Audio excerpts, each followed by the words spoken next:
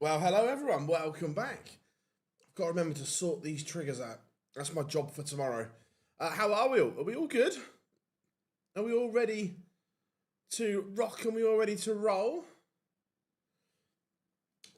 What's occurring? Morning, everyone. Morning, Kay. How are we doing? We are here. It is Cup Collection Day on the European Tour. But who will be crowned champion? We will find out very shortly. Let's put that one there.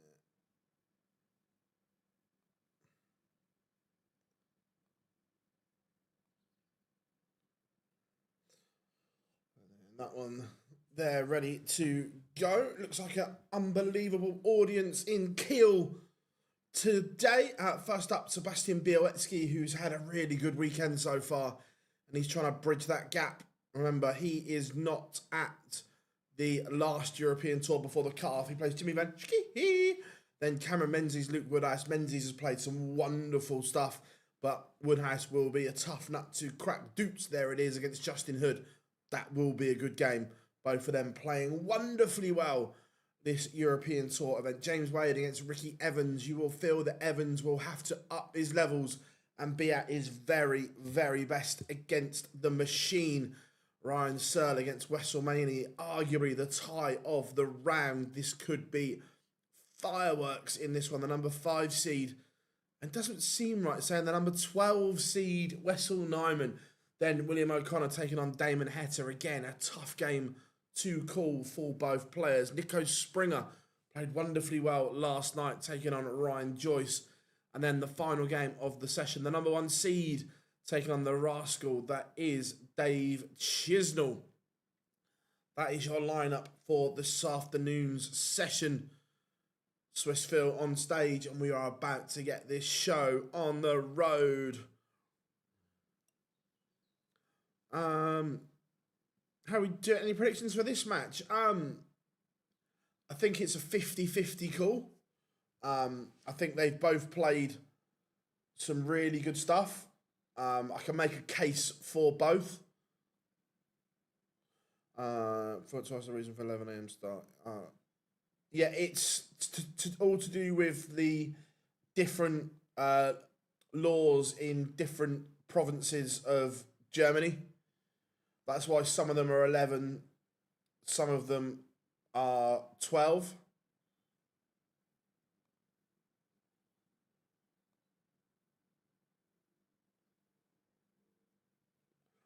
Right, Swiss Phil getting us on.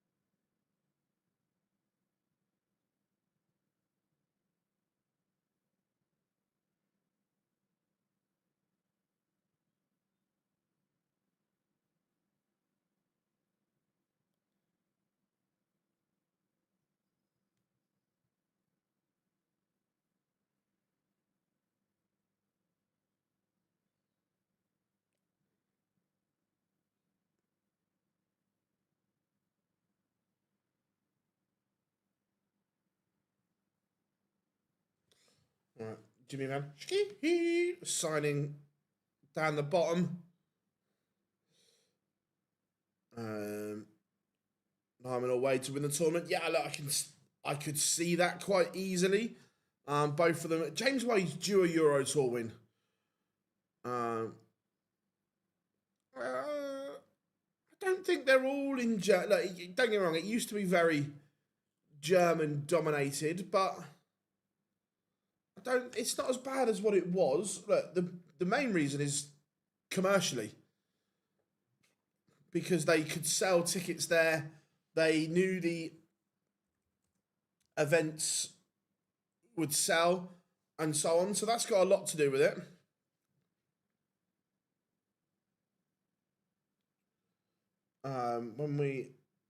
So this year, out of the 15, 1, 2, 3, 4, 5, 6. Only 6 of the 15 are in Germany. So this one's Germany Kiel, yes. So the ones in Germany are now. How are we doing, Johnny? Good to have you in. How are we doing, Charlie? So outside of Germany now, we've got a Krakow in Poland, Wiesa in Belgium, Graz in Austria, Bratislava for the first time, Budapest, Prague, Antwerp, Basel, and Maastricht. Yeah, I agree. Italy, definitely. And I don't mind Sweden, but I would say anywhere in the Scandinavian area.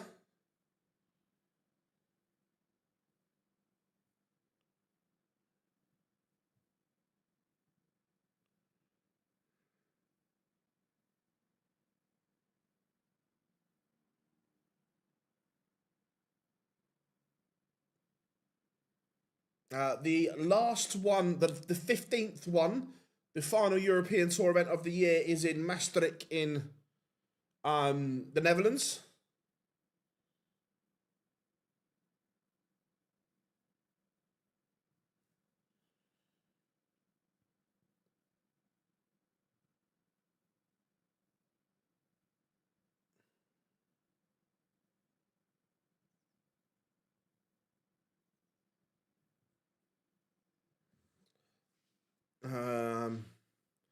Chat room's on fire this morning. How are we doing, Aaron? Hope you are good. Yeah, another big game for Białowieski, but it's also a winnable game for Białowieski. I remember, yeah, it was in Minehead. Yeah, it would be fun, but I don't think Spain in general is perhaps as high as Italy or somewhere like that because of the lack of tour card holders. No, the one in England was back when in the very first year of the European Tour.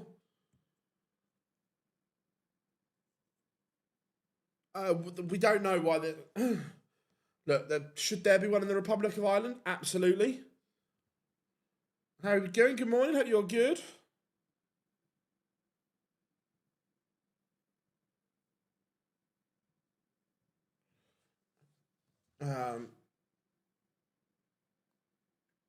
But Bolt against Vanchki.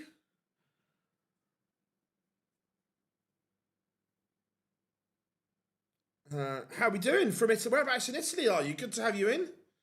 I am good. I am good. How are you?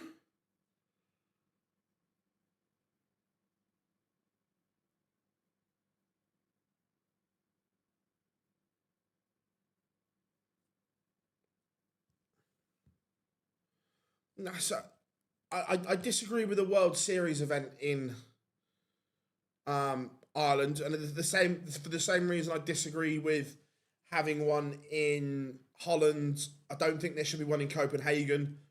For me, the World Series was meant to go to developing and new nations to spread the gospel of darts and build it and grow. Darts is massive in Ireland. It doesn't need that. Should there be a European Tour event? Yes, I'd go with that.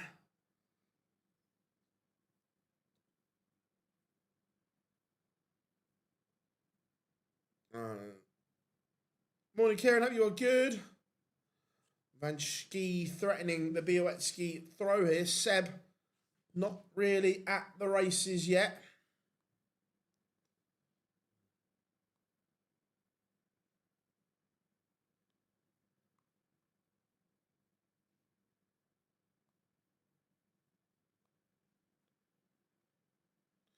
And it's a tidy little finish from Vanschke. He leads 1-0, and it is a break of throw. I can make a case for both players.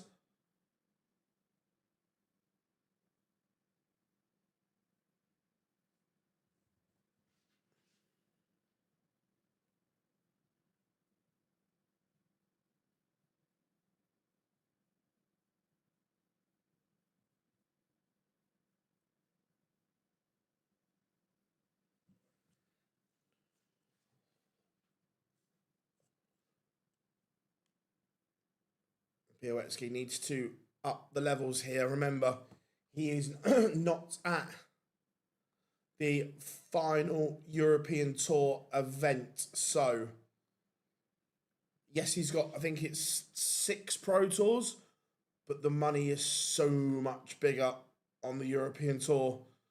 And if Heta and Menzies were to win this afternoon, then again, the gap, you're only then aiming at one, which is Rob Cross.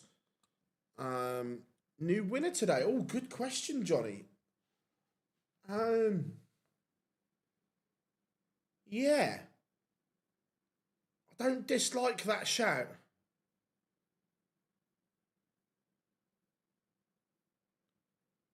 I don't dislike that. Justin Hood has played beautifully so far.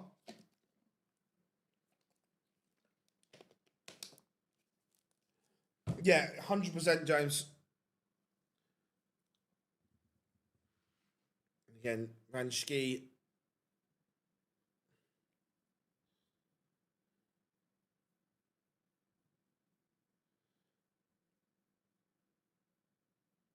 Looking okay here.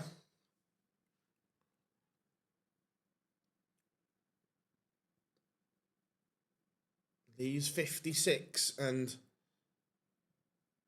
nothing.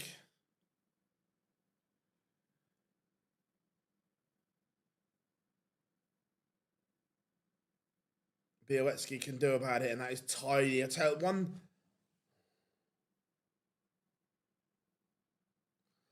one thing that Vanschke has done unbelievably well this whole weekend is his finishing has been world class.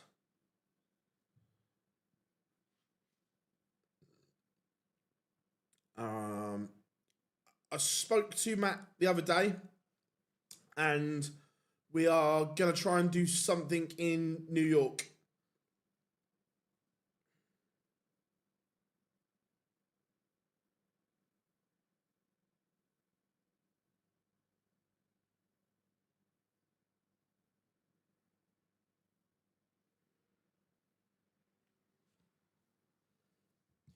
How are we doing? Hope you're good. Białecki needs to stop this runaway train at the moment. He needs to up the numbers to get to Vanschke.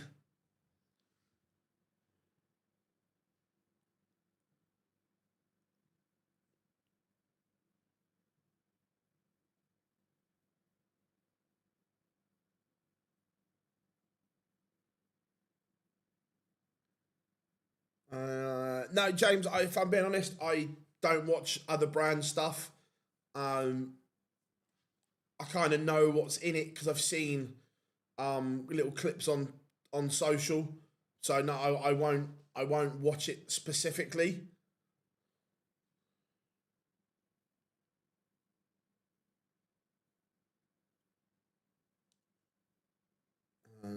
Maybe not 100% yet. Phil, you looking forward to the final? Oh yeah, no look, finals are always good. That's better from Białecki.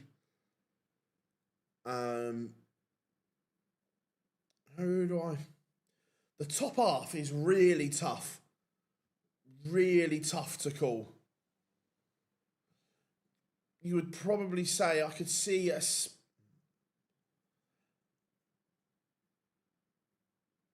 James Wade is the biggest name in there, but look, that top half is there's a lot of players playing very, very well. The bottom half, again, I could probably make a bigger case for Searle or Nyman. And they're probably the two that you'd make the biggest case for.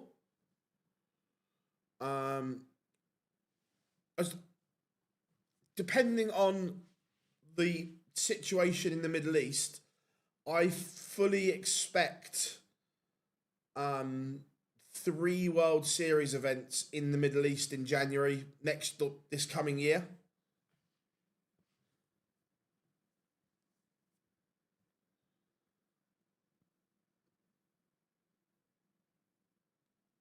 At the moment, Białecki is potentially going to break back here. He's upped his levels, and Van Schie's have just dipped.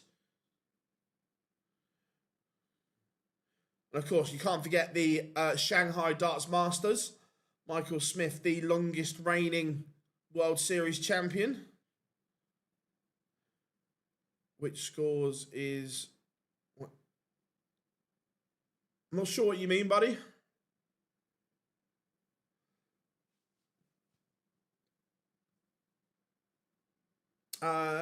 It will be Saudi, Bahrain, and then that other event will probably be either the UAE or Dubai again, I would guess. But yeah, Bahrain and Saudi, and then Białecki is back level in the blink of an eye.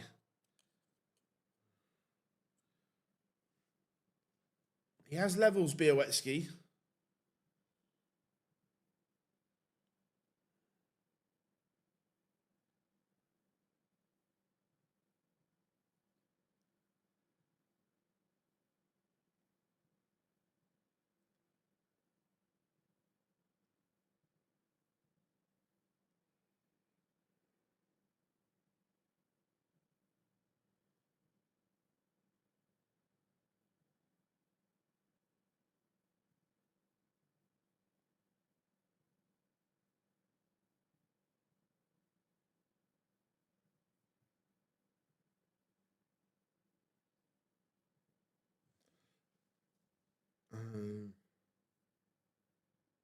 Six. Cheers, James. No, sorry, as in Abu Dhabi, I meant. It'll be Abu Dhabi or Dubai. I was reading one of the comments and having a moment as well. So yeah, it'll be Abu Dhabi or Dubai. I don't. Yeah, this Van Schie breaks back again. The thing is, there has to be certain things in place to have a World Series. Look, we can throw out all these ideas and so on and go, this would be great for a World Series, but the Ducks have to be in line for it to happen.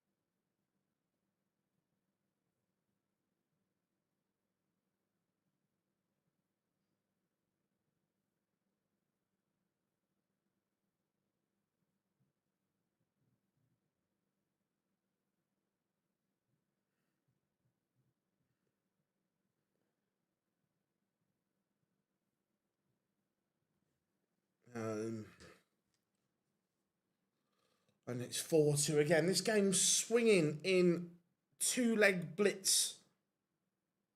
And Jimmy Van Schie, in the last two legs, has upped his numbers from 86 to around that ton mark.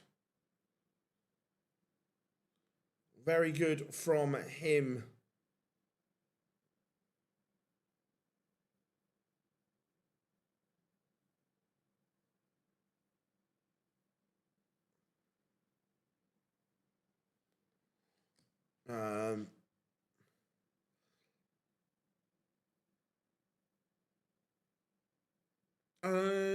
Again, still tip is not massive in Japan. Soft tip is, but the other thing is you have to have a broadcaster and so on, and that's one of the reasons why we haven't had one in Canada yet. Matt Porter's spoken brilliantly on this before, that a lack of a broadcaster in areas, that there's no point taking a World Series event somewhere and then the locals can't watch it. I don't know, James, but I think it needs to go back the other way, personally.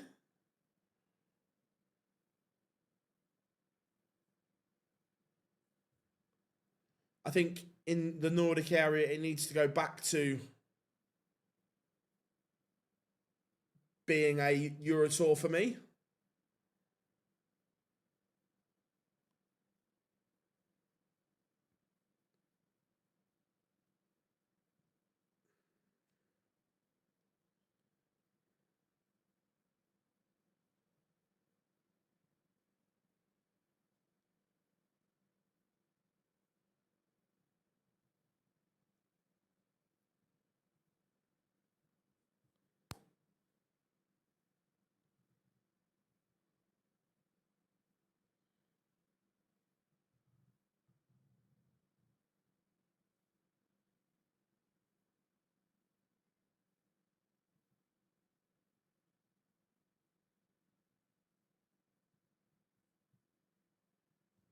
Białecki not done yet.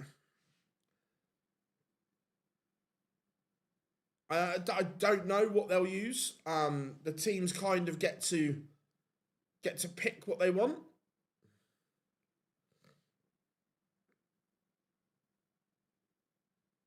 For me, the Euro Tour is in a difficult position. Why is that, Tom?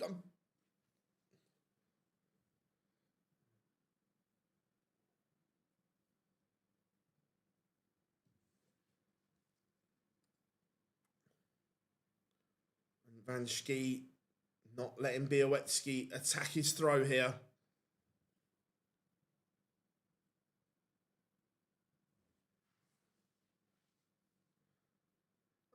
Yeah, look, he can.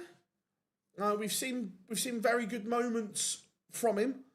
He'll need to start quicker than he did yesterday. He was sluggish in his start against Dimitri yesterday. Again, Van Schie's finishing has been first class in this tie. 4 from 6 so far.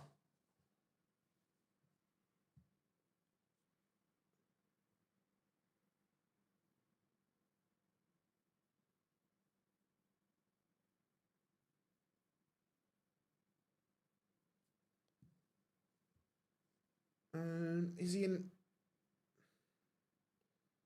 It could be worse. It could be worse.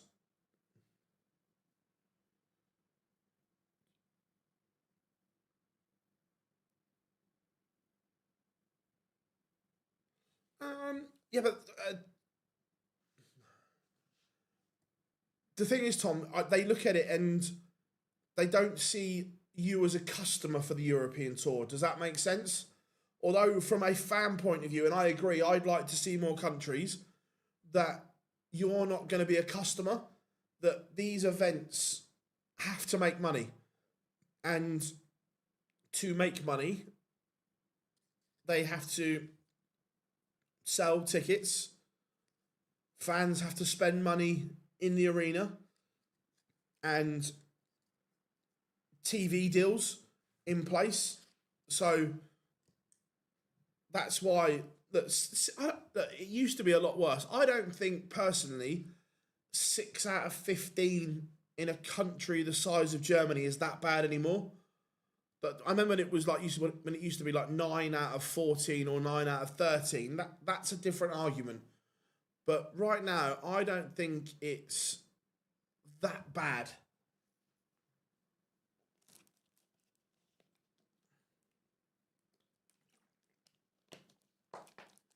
You've got to remember, Germany's a massive country, so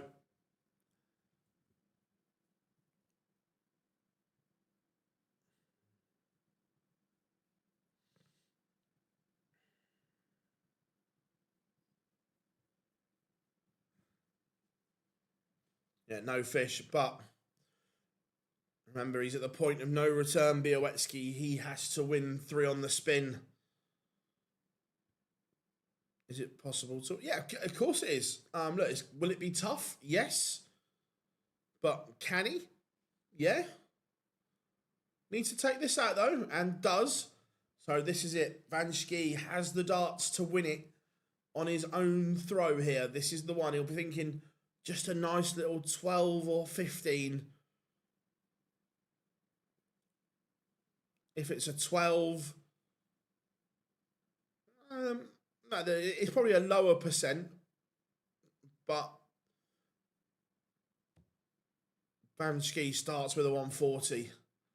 And no treble for Białecki. It's looking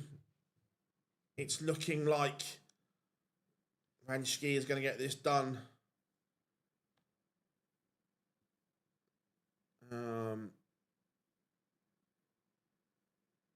Yeah, 100% Tom. It didn't need one. Kieran, the again comes down to money. Toto basically paid to have the World Series. They paid a lot of money in sponsorship and so on to have the one in Holland. That's why it was there, and that's why there isn't one anymore, because no one's fitting the bill.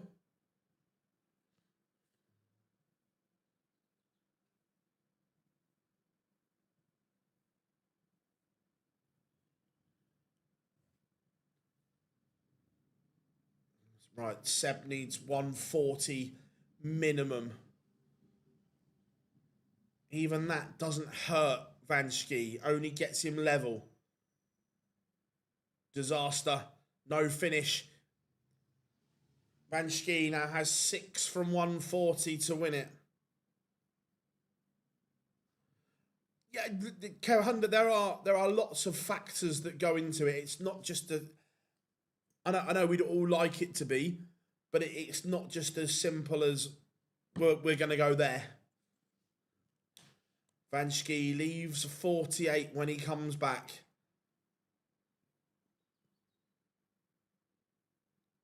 Białecki, no treble. He's just scoring's deserted him when it matters. Double 16 for Van Schie.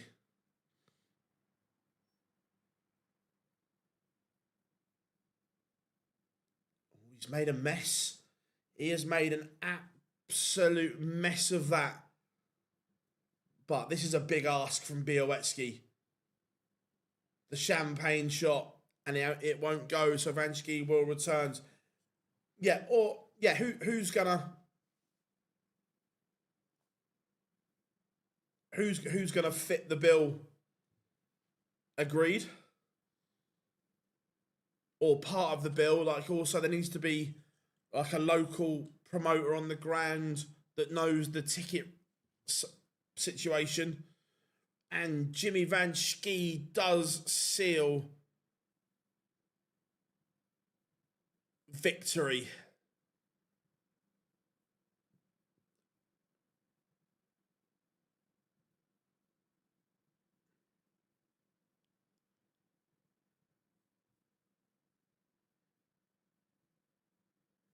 It's a good win for Jimmy Van Schie.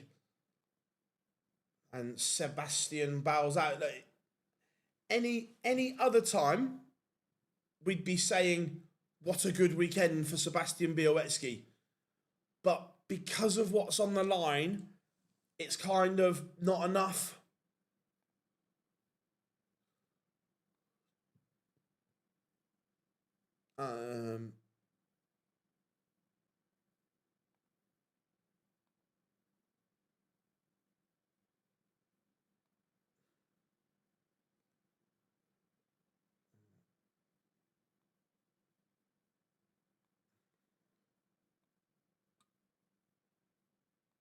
It should be a blockbuster next. Menzies against Woodhouse. And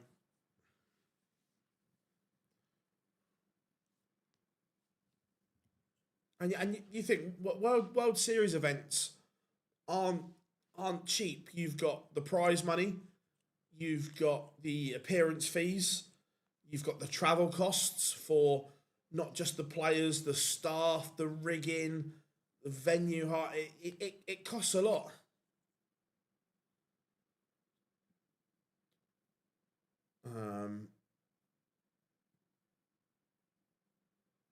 Yeah, I think Poland will do good.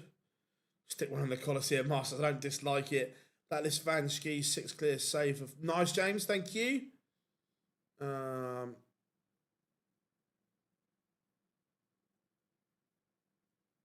He was 40th before the weekend. Cool.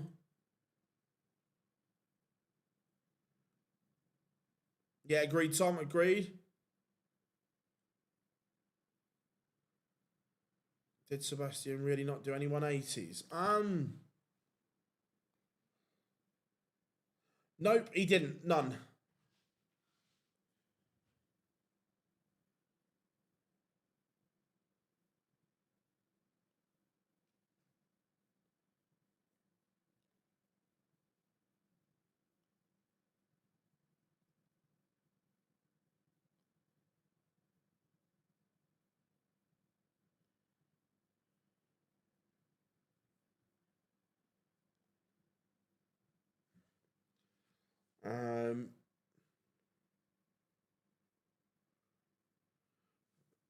I've never, if I'm being honest, Brock, I've never really looked at it.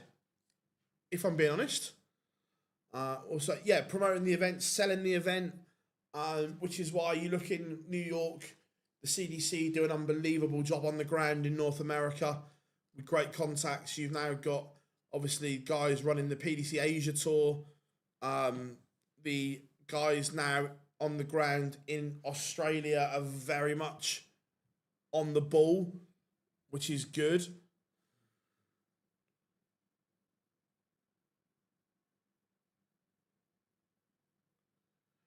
Well,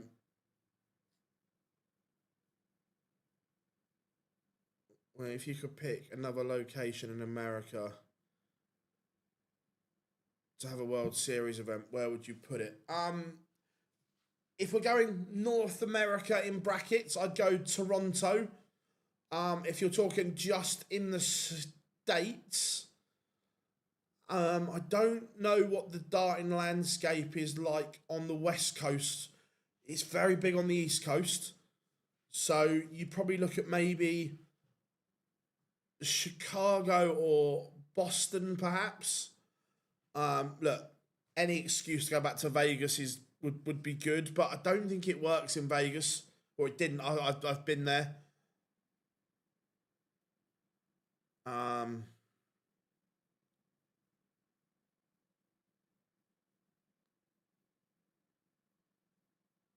like to see.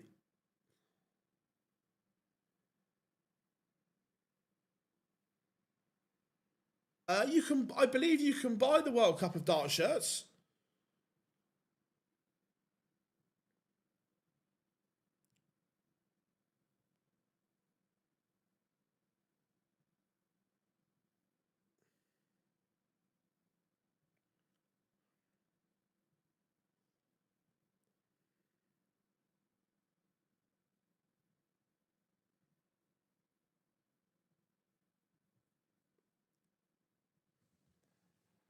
I'm not sure what the darting landscape is like, Johnny, but we could give it a go. I'm up for it.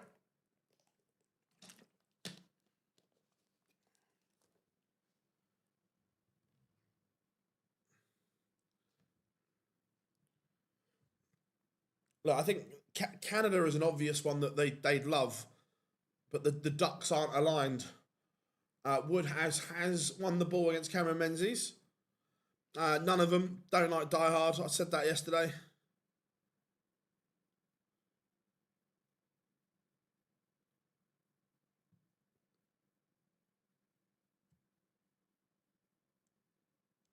Yeah, Dukes versus Hood, both have played exceptionally well.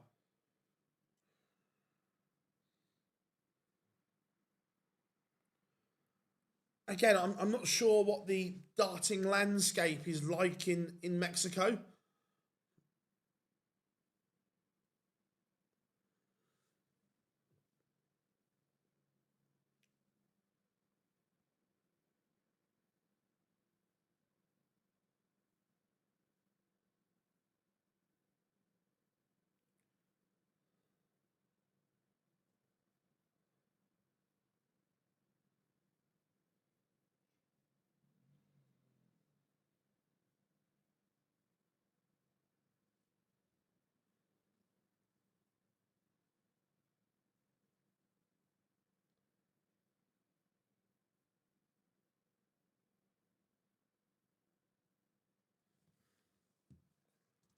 Um,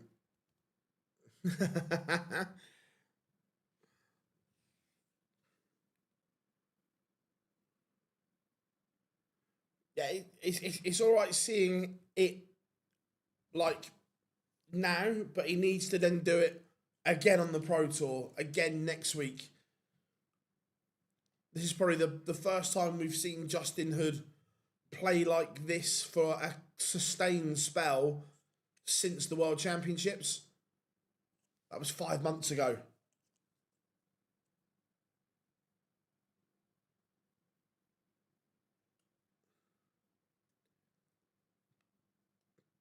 Here comes Woody.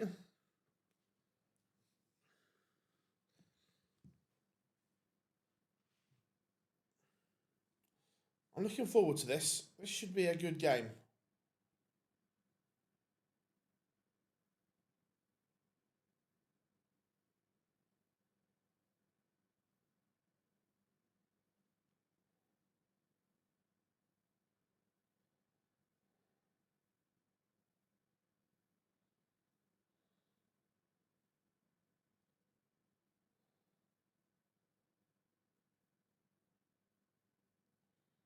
Um,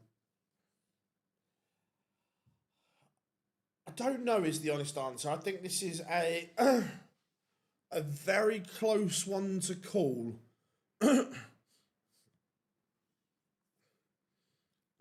I'm edging Menzies, but I don't say that with any real conviction.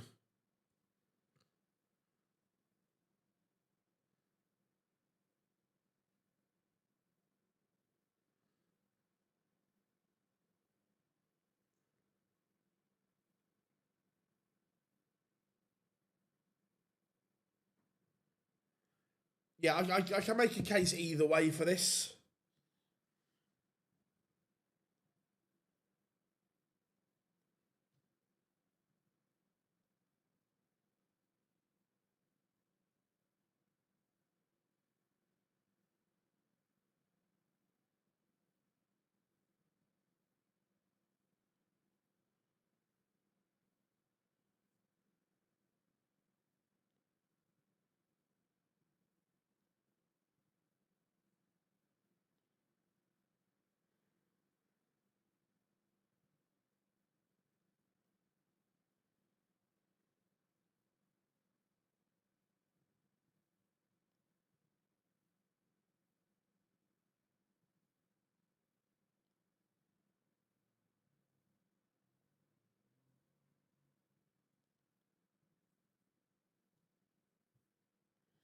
Uh, right, we are underway Here we go then. Woodhouse, get it kicking us off.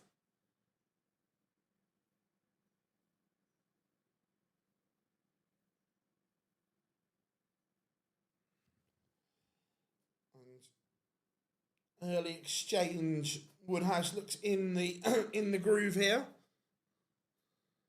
How are we doing, Michelle? You're good.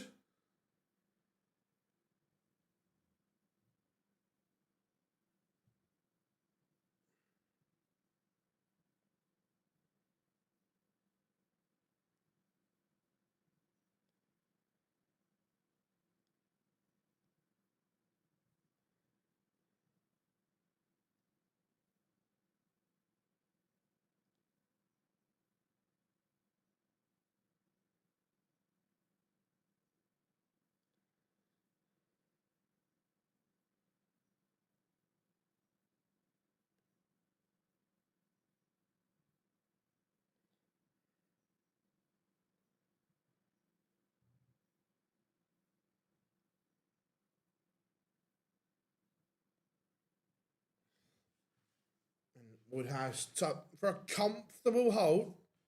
Oh, let's refresh it. Sometimes it just needs a little refresh.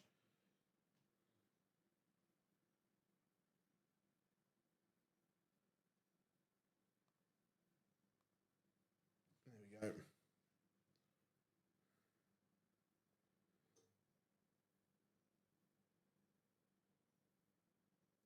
Fairly comfortable Menzies. Not really at the races there.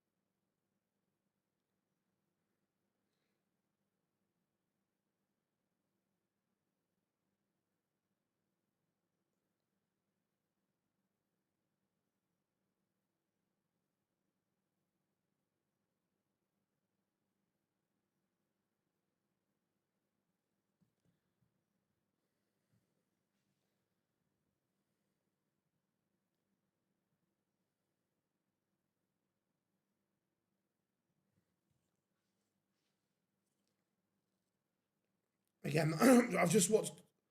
They they've just shown the replay. People will go, "Oh, he's had." They've both hit the flight, and again, Cammy uses a molded flight. Yes, they're not the solid ones like the K Flex or the Fusion, but they're still an L style molded. So there is less give in them.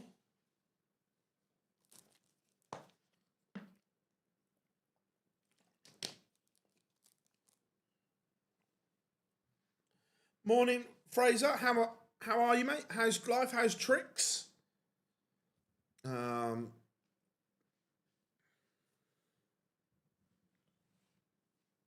Menzies 138. Would this be the best 138 the world has ever seen?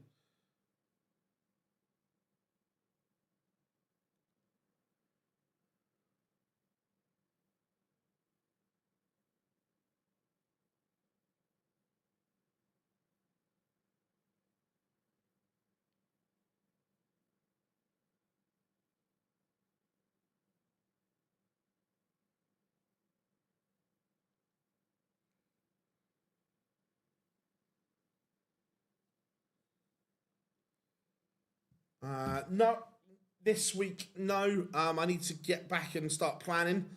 Woodhouse does break.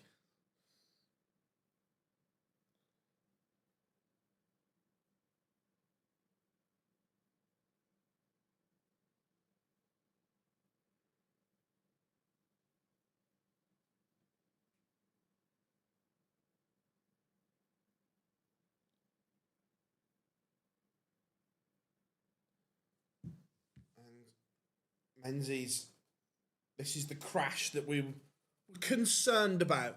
That he's played lovely so far this weekend, but the numbers aren't there at the moment, and he's not had dart at a double, and the scoring average just isn't there.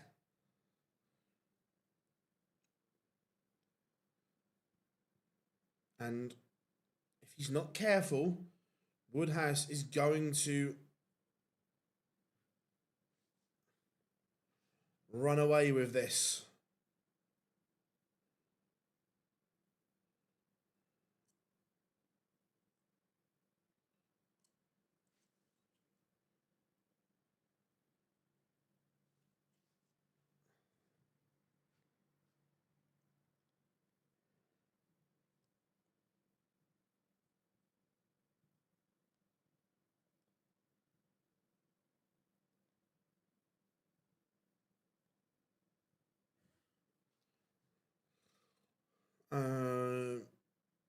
Madhouse.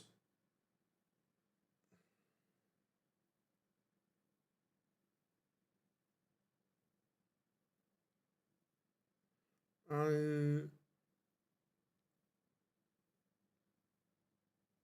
are we talking about, Johnny? It is 3-0, and Menzies is going to have to find another gear. Otherwise, this one is going to be Romeo done. And Romeo done quite quickly.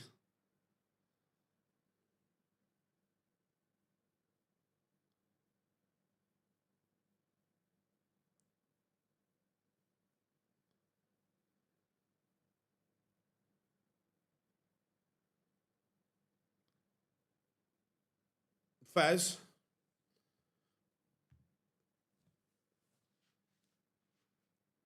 Not yeah.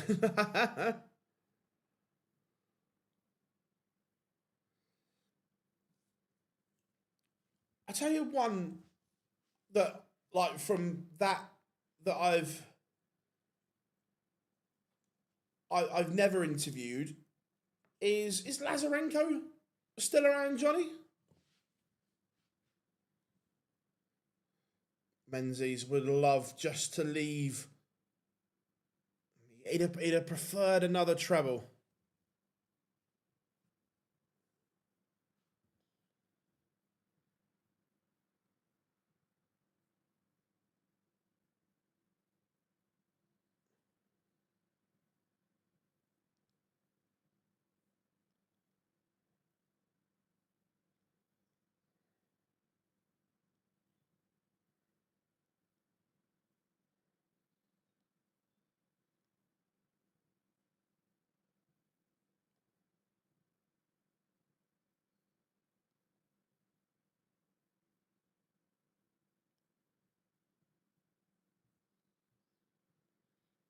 And it is 4-0, and it's a disaster for Cammy. He's missed a dart, and Woodhouse piles in. We could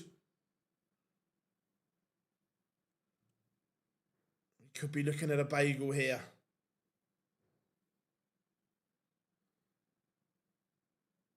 To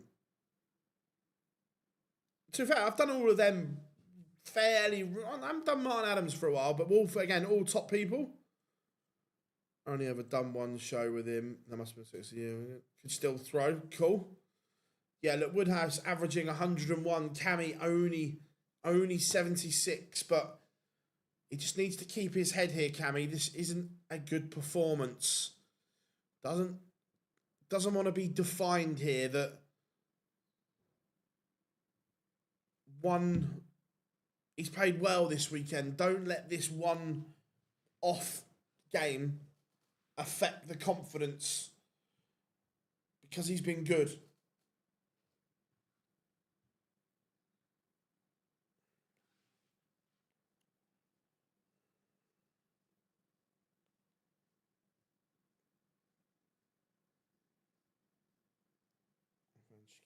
Faz?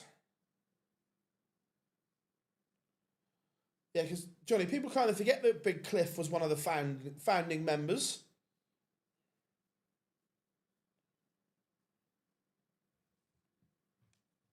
it looks like it's going to be 5-0.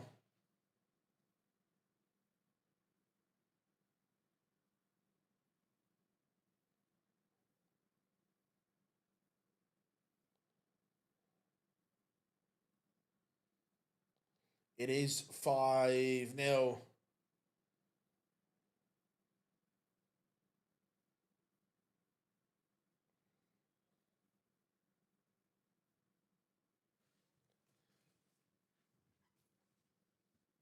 Yeah, Menzies just one of those at the moment, not having a day to remember.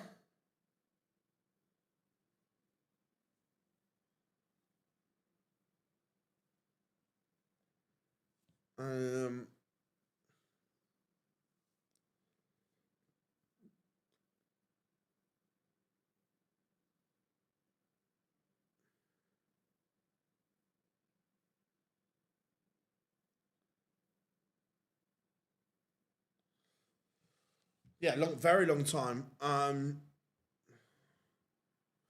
Phil, which players would you pick to play with you in your pub team? Oh, right. If we just right, pub team's all about having a laugh and just an absolute scream. So my pub team would be Gary Anderson, Joe Cullen, Nathan Aspinall, Johnny Clayton, Mark Webster, and Chris Dobie.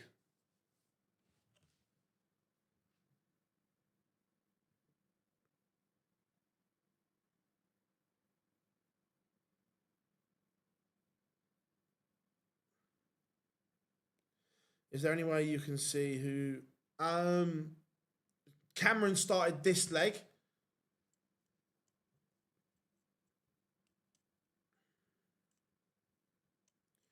And it could be a bagel.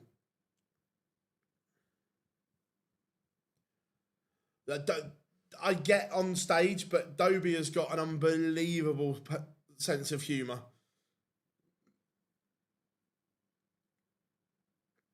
Look, I love Kevin. The reason I picked that is because it was pub team, and for me, pub darts is all about. That's a great finish from Menzies. Pub darts is all about going out for the crack. Like if we're going out to win everything, would I pick Luke and Luke? 100%. But if we're going out for a crack, just a damn good laugh, I'd pick in that. That's better. I like that. A smile from Menzies as well.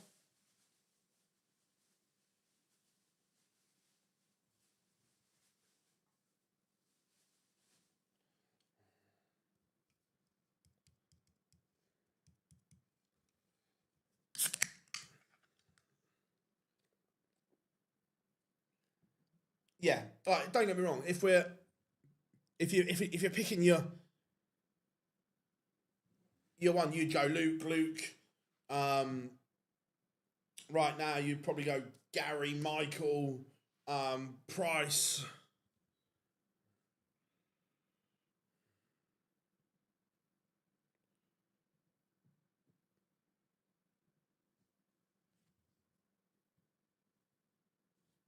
Got some pineapple on the go.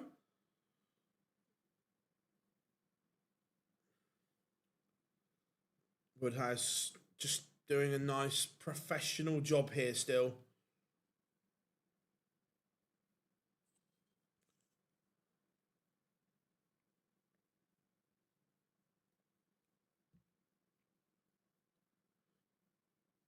So in the UK, we have pub teams and pub leagues where basically you just go and play with your mates in a team and have a laugh.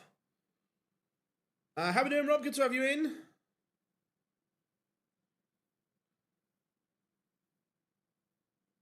Amazing, Tom. Amazing. Thank you very much.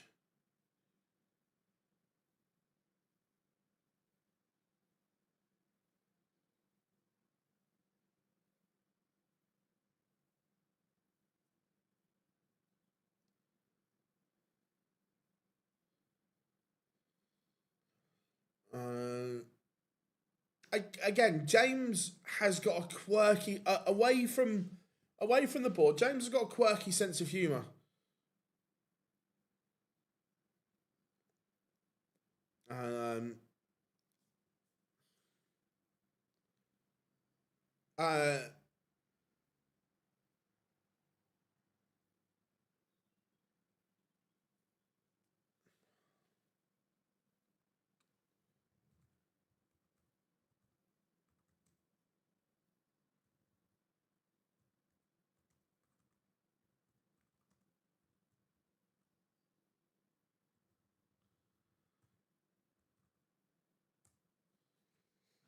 And it looks like Woodhouse is going to get the job done and does 6-1 for Woody.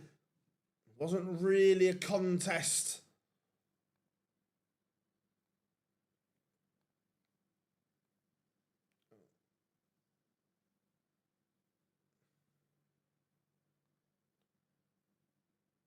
But this one should be good.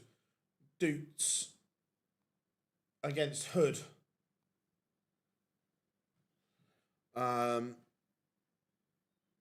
Phil, best pub food you've ever had in...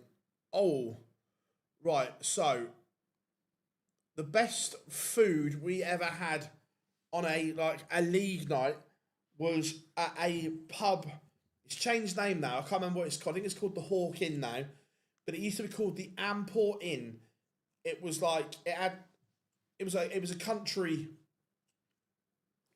pub, and it had like rooms above it as well. So it was like, and they had a proper chef on site, and he was an old army chef, and he was from the army, and so he used to appreciate like pub teams like pool, darts, and everything like that. And we were away there one day, and the spread that he brought out was unbelievable. It was like a banquet.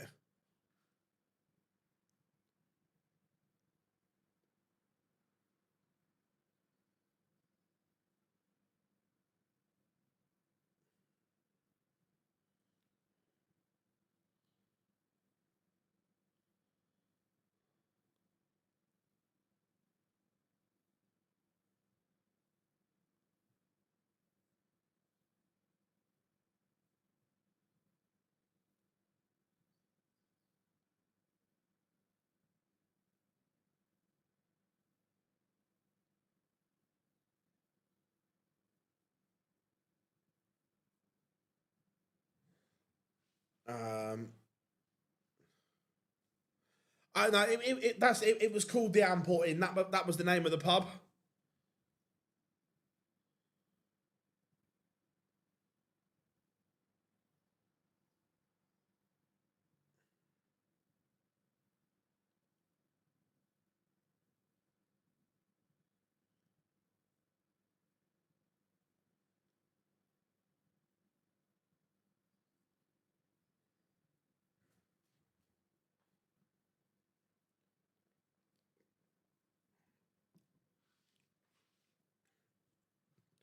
On our local home nights, it used to rotate round.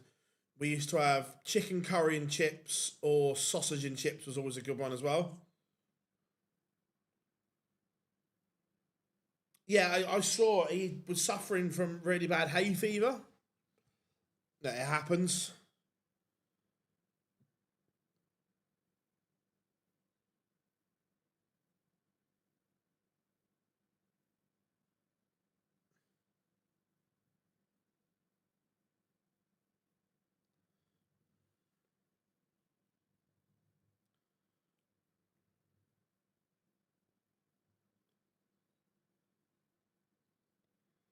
Um, right,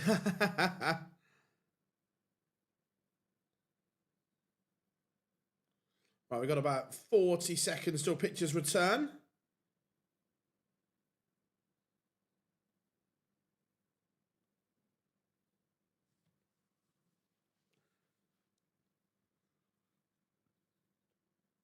Remember, if you're new here in this little period, drop us a like and subscribe. A little pop, pop, pop would be nice.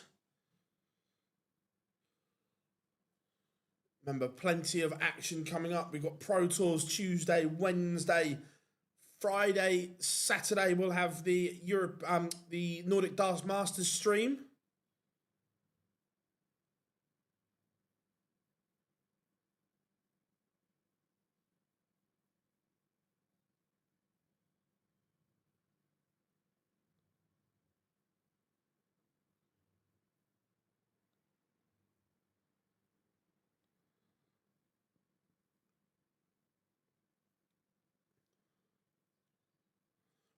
Pictures are back.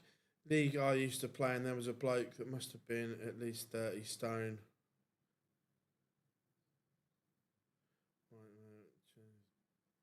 Distance.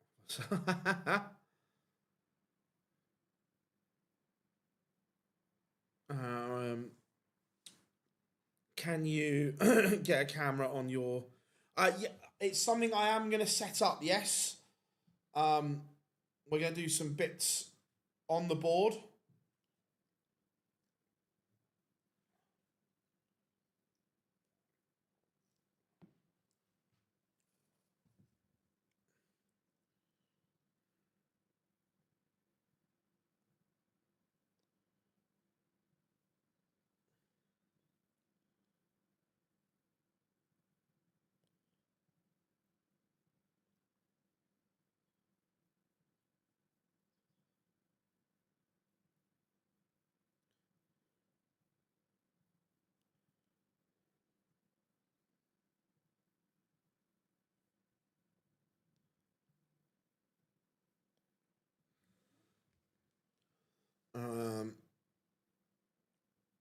Yeah, look, he's probably going to have to win.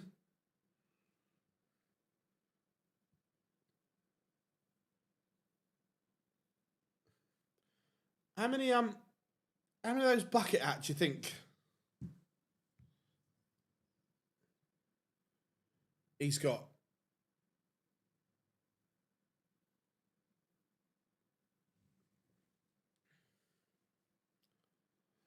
Andrew, I'm surprised he's allowed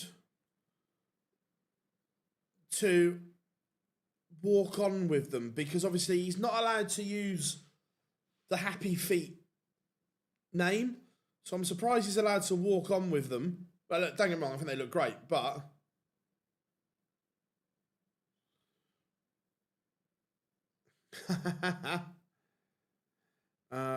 Phil, my idea at the industry. Yeah, possibly. We can look at something like that. We can have a look. Still alive and kicking. John Lowe is yes.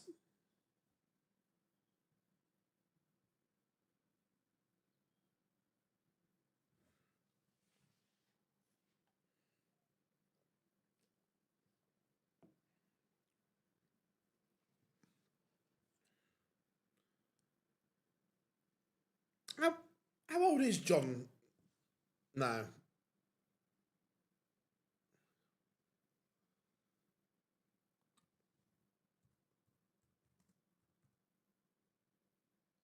John Lowe.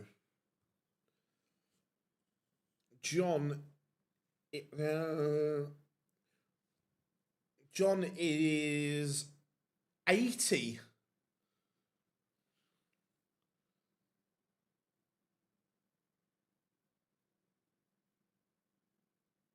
Yeah, he'll be 81 in July.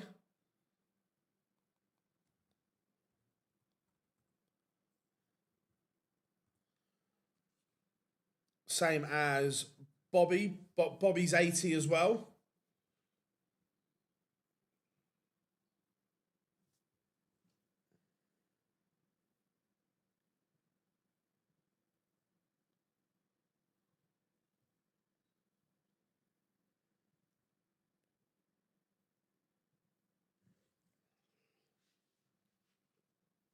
Lazarenko is 74. Bobby looked 50 when he won in 70. To be fair, I love Bobo.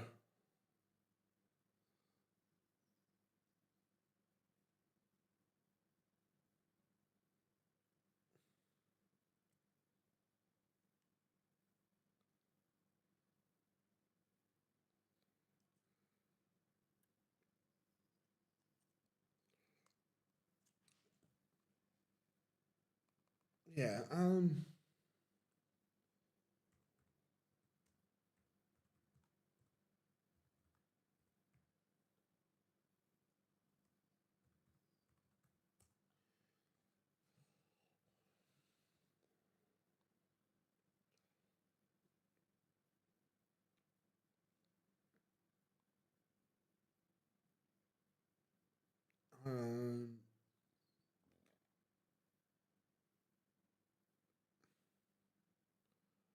so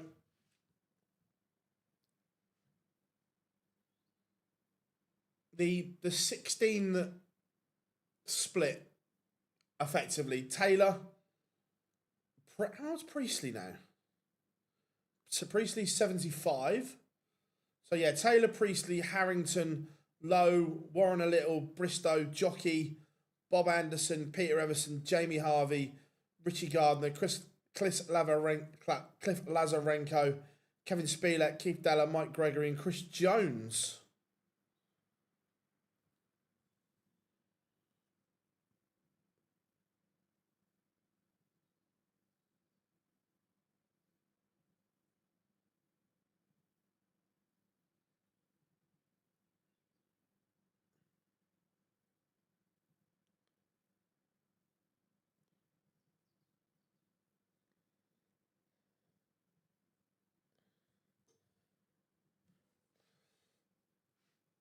Uh, yeah, they did go back in the end, but they were they were the original 16 that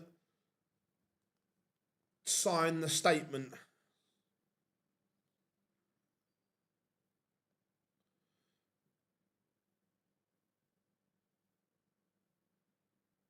I'll try. I don't know where to start, but I'll see what we can do.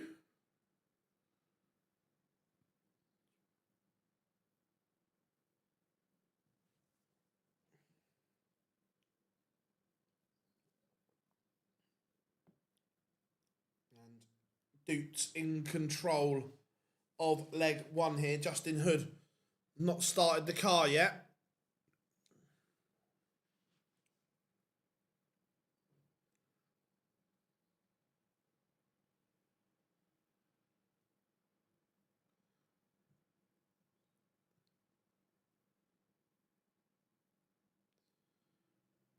And Doots faffing.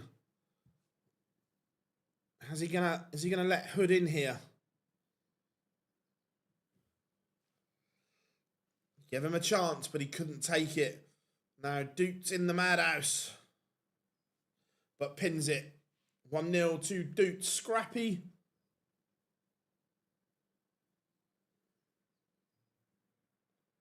Scrappy from both there.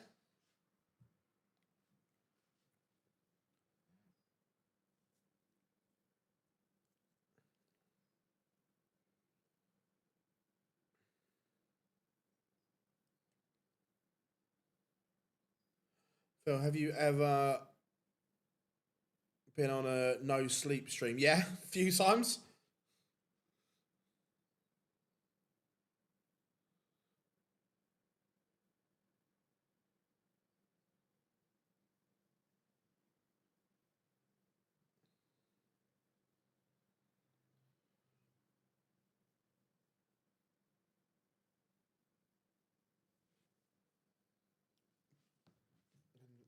The Hood throw is going to be under some pressure here.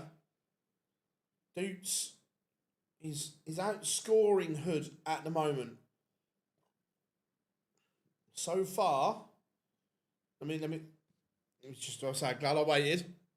But that's Hood's first two treble scoring visit.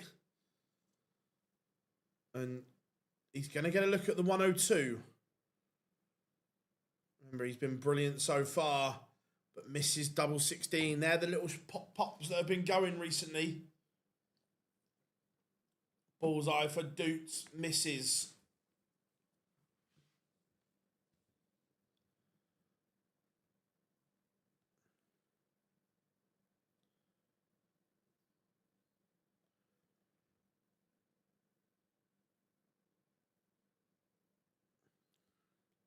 And we are level.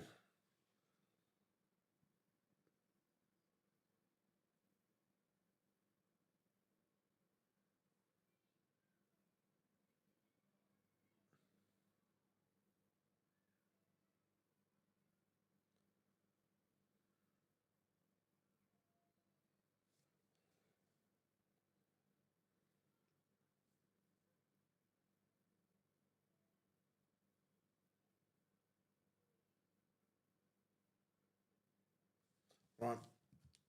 Again, Hood, although he took the leg, he's still not firing.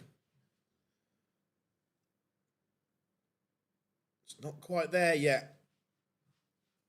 The scoring prowess that he's had early on in this tournament, not there. Not coming to fruition just yet. I'll have a look.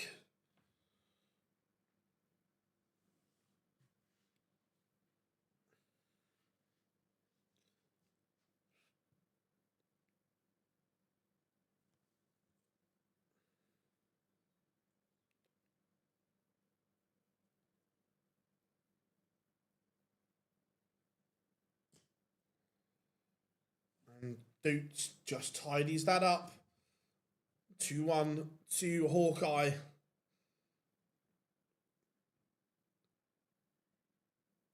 Just doing enough here at the moment.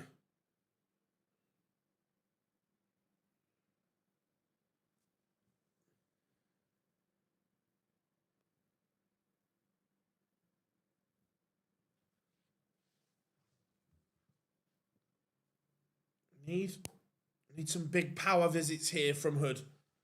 He's just not doing it as he has been in the opening couple of rounds.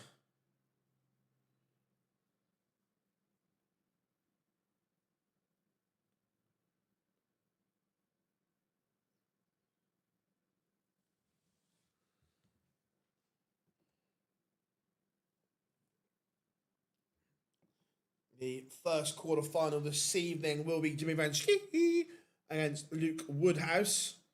Still in the top half of the draw here.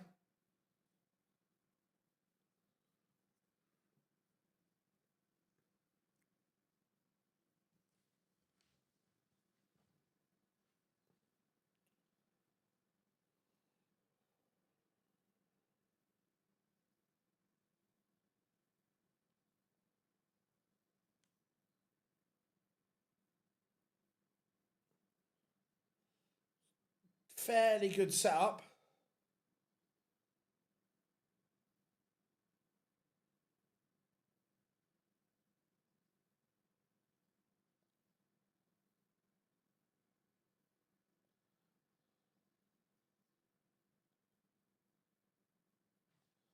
And it is 2-2. It's good from Justin Hood.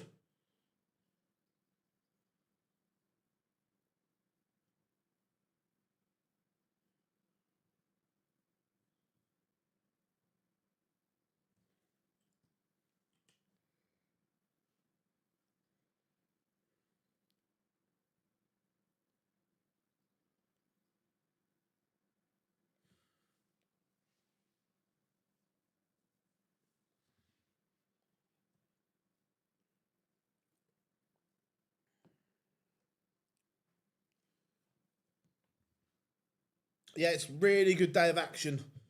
Really good.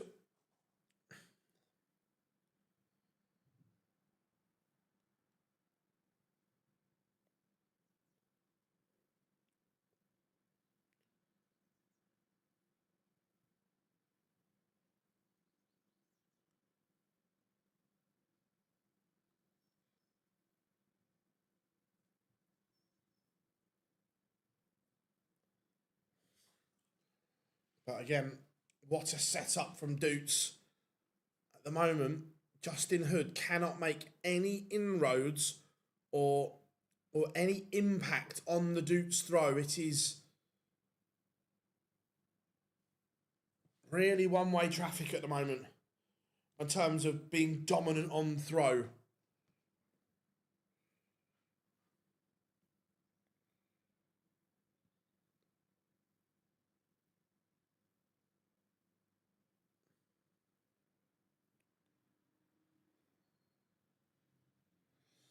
Um,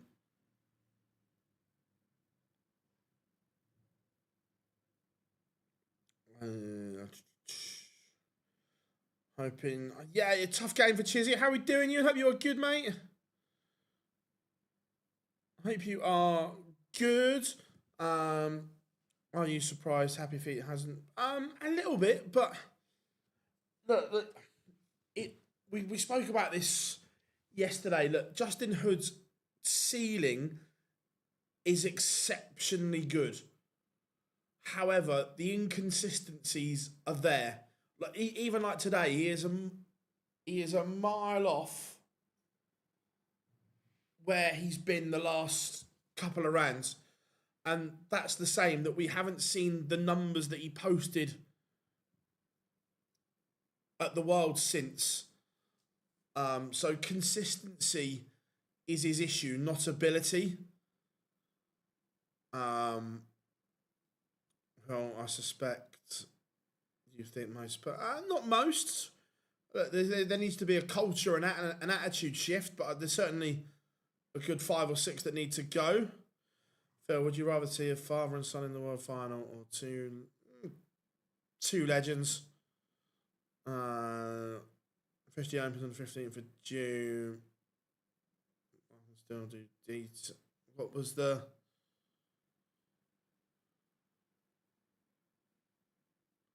15th, you can do all the deals. They just can't go through till the window opens on the 15th. Seems the ball very important before the game. Yeah, and there is a break. Kevin Doots, he's averaging 10 points more. The problem is those 10 points, Justin Hood's only averaging 84. How we doing, Dave? Good to have you in, buddy.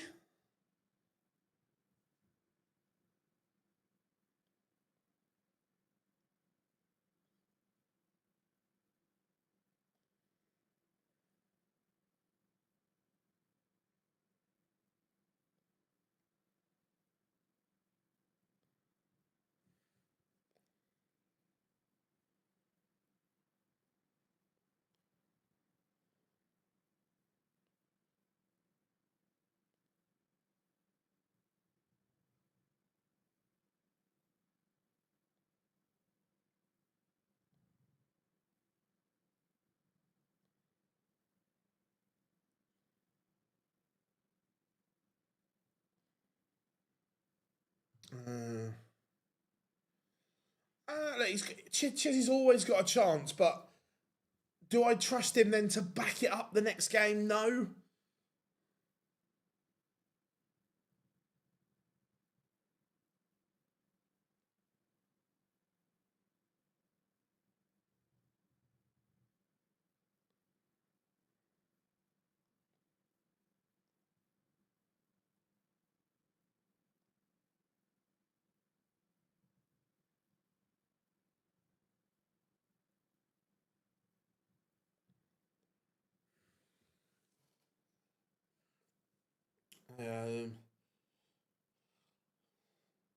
I think the plan is that he's going to do it towards the end of the year. I think is the plan.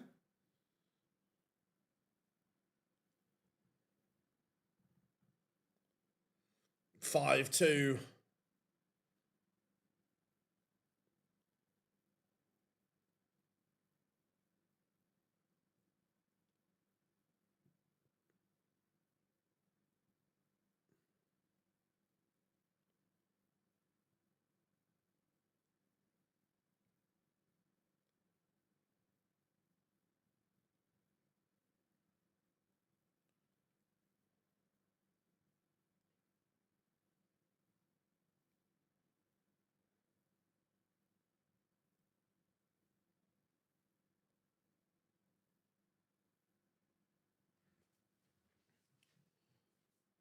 And I say this is what we're talking about, that Justin Hood, you can't go from averaging those colossal 3 figures to like 85, 86.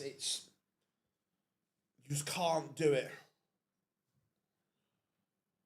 And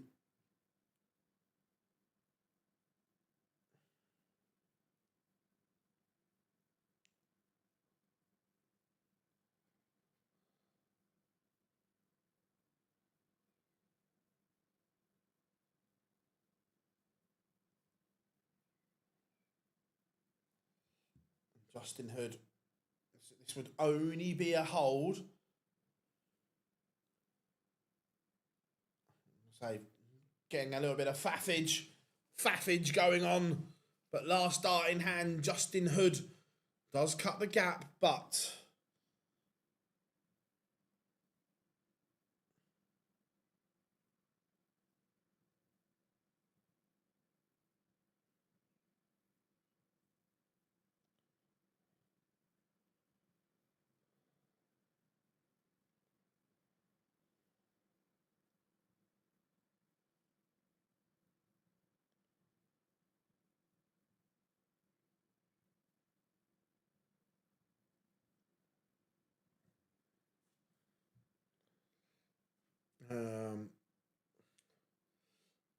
again, Doots, it's just a professional job here from Kevin Doots.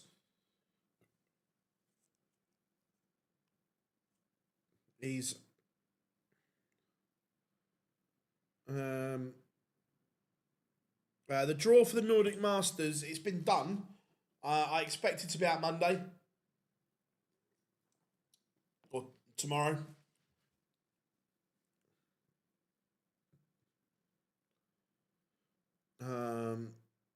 Blackpool. What was the question? What do you think of all the big names we're drawing? Look, from a fan point of view, it's never good because you want to see your favourite players. But look, I get it that they have to manage their diaries. This tournament finishes this evening.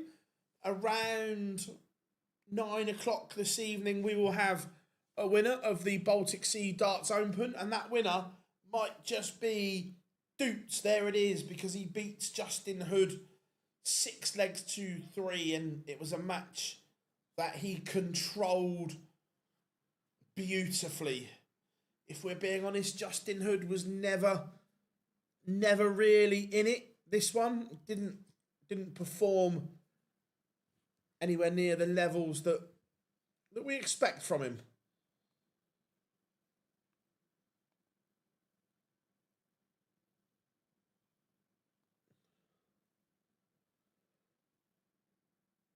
Just getting super excited about Blackpool. Yeah, look, everyone loves the World Match Play. Coming up after the break, it will be the Machine, James Wade against Rapid Ricky Evans. How are we doing, Bobsy? Hope you are good.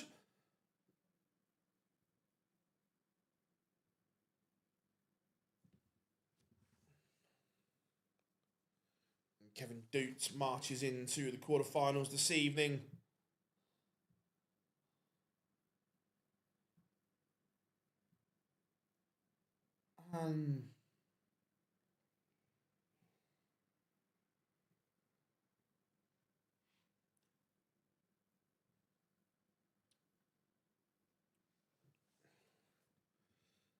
George Noble. George Noble. No. That you just build it like George because he had everything.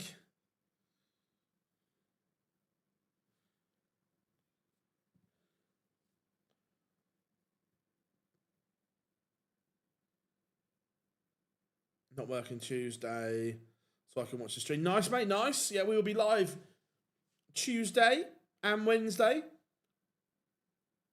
Friday and Saturday.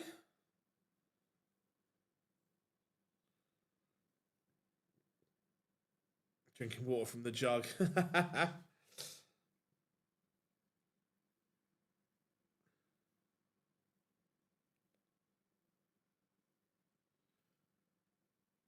No guest tomorrow because, one, I haven't had a chance to sit down and rebook the diary. And two, obviously a lot of people are travelling from the Euro Tour straight to the Pro Tour.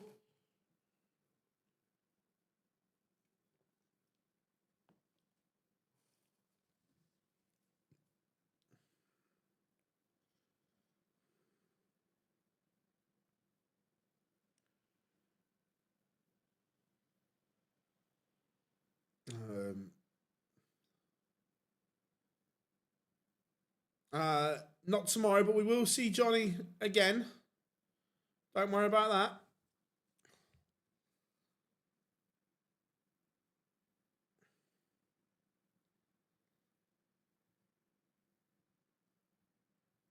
To be fair, I'm really glad the Premier League is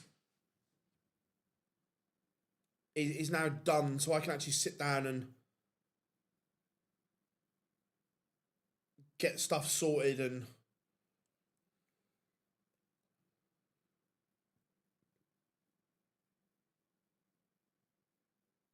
but yeah, Pro Tour streams will be good.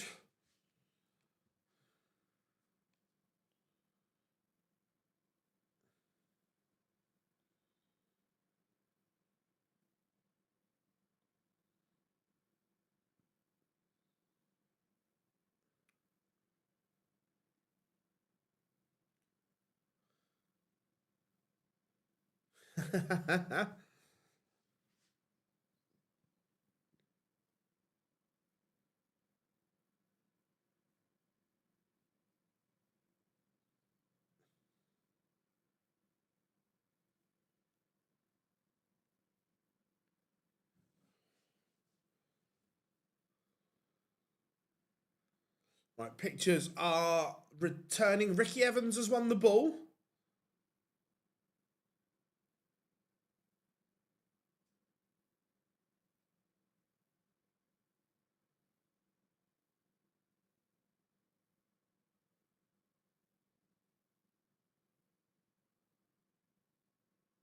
No worries, mate, no worries. Yeah, Justin Hood just didn't score big enough in that game. Last game in the top half of the draw bracket. And it will be the number 2 seed, James Wade against Rapid Ricky Evans. Here we go.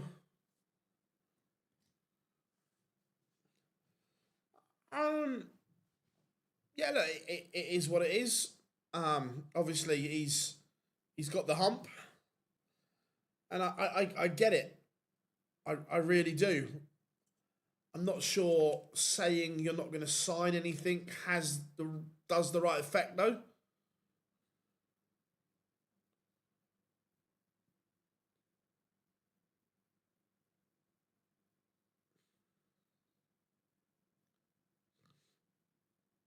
What has Ricky got on his head? What is all that about?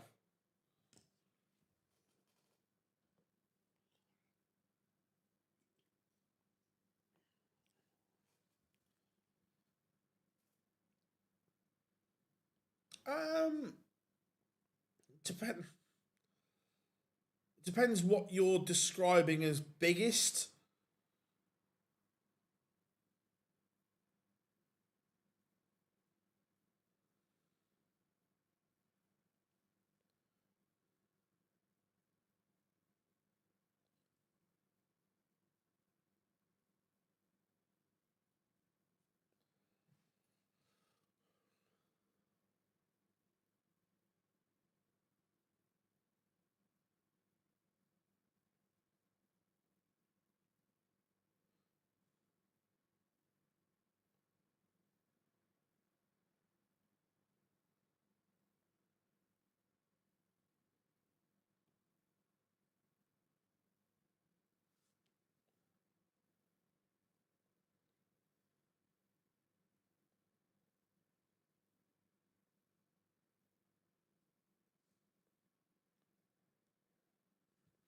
Right, Evans on stage.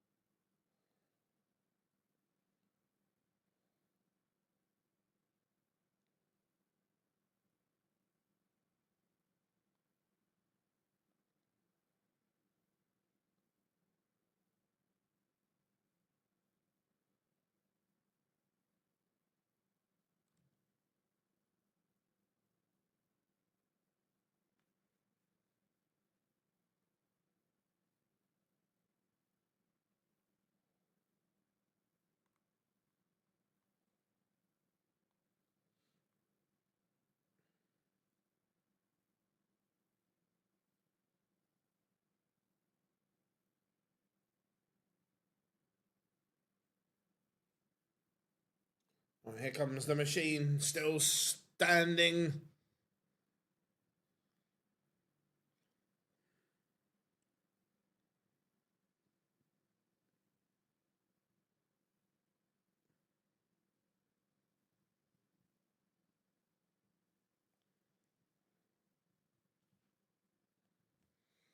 Right, score predictions in chat room. What are we saying?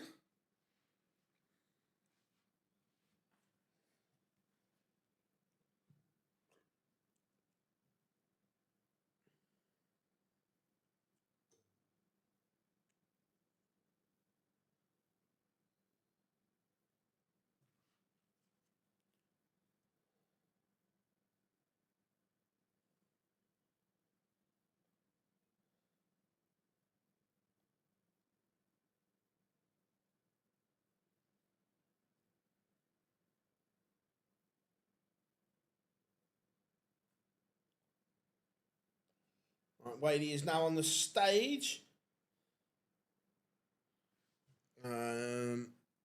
For top 5 players.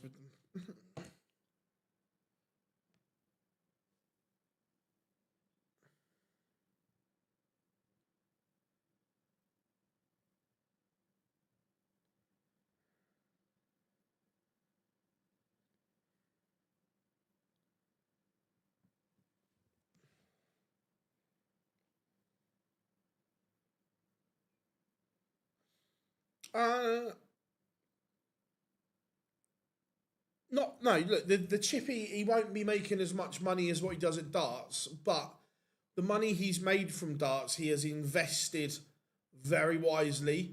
He's got a huge property portfolio, so the money that he makes away from darts is now huge. That's what he's.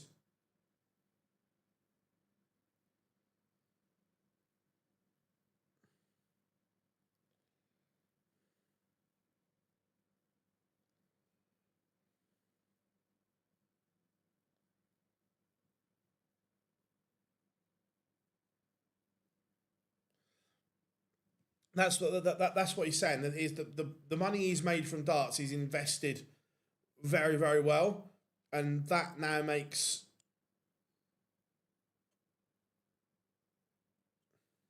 the money.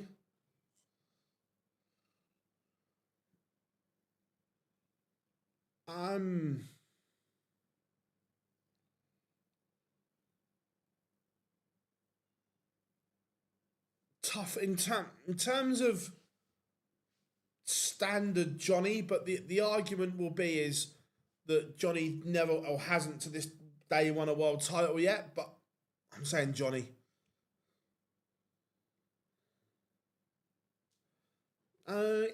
Probably, yeah. And that's the argument, is the world title.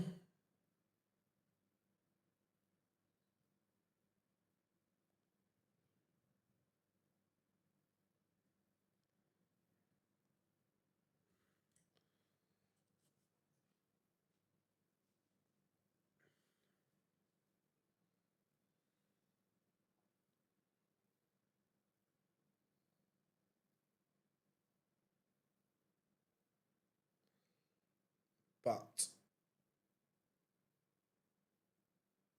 the Ricky Evans throw is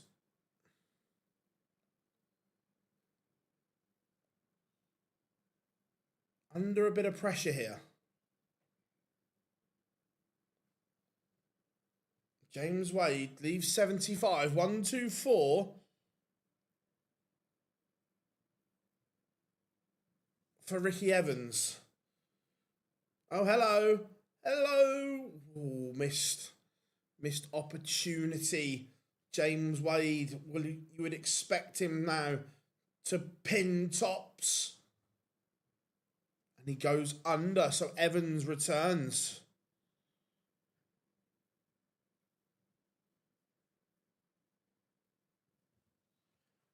And he pins it. Needed to do that. Can't be giving James Wade too many chances.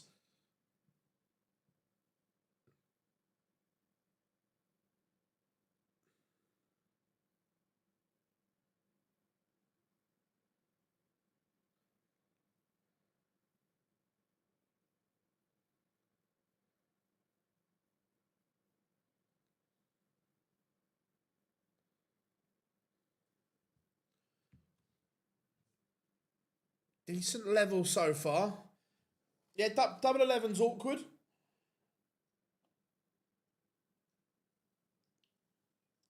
Double 11 is awkward. But Evans made light work of it to lead 1-0.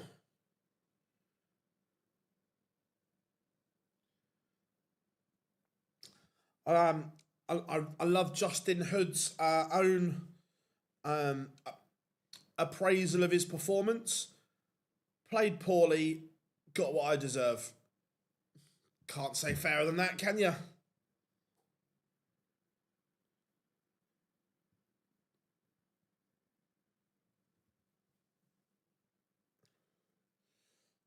Again, Wade will just be looking to set this up, this 203, but he's making a mess of it.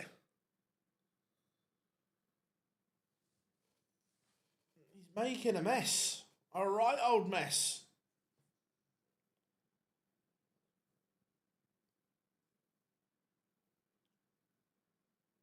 So...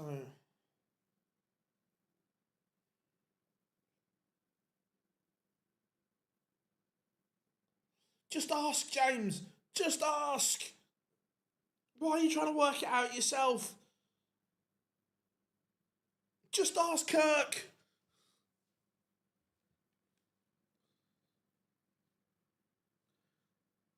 All you had to do was ask Kirk what you had left.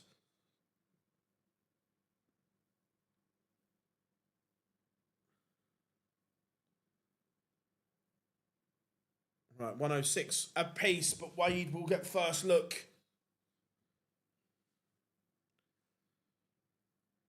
Six.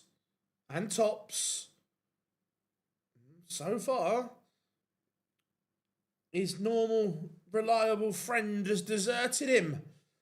Tops is nowhere to be found, to be seen.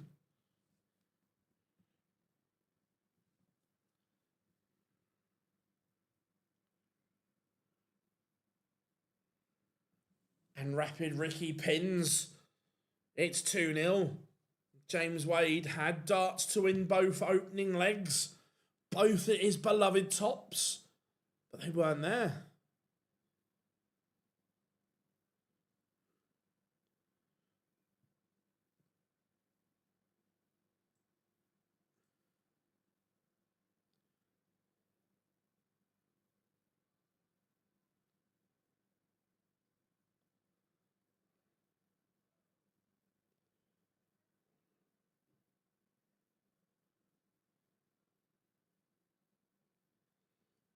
James Wade is going to have to respond because at the moment, Evans is having the better of him.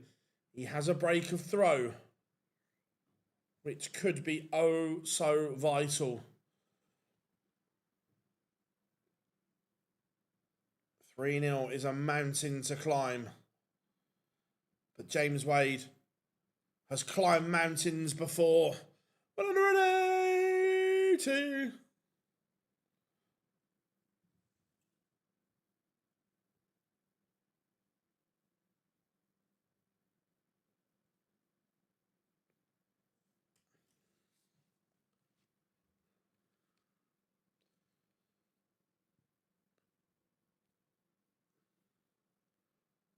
Wadey leaves tops. Is this going to be a break back, or has Ricky got another ton topper in him? He might have. He does. It's fabulous from Evans. It's 3-0.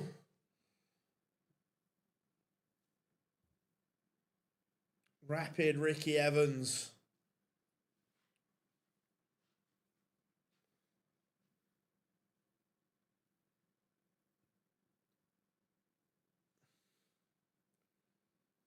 Right now, he is making James Wade pay for those opening two legs.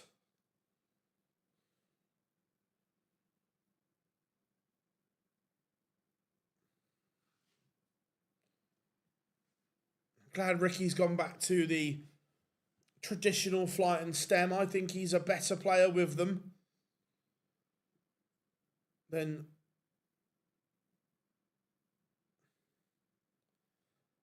the moulded that he was trying for a while.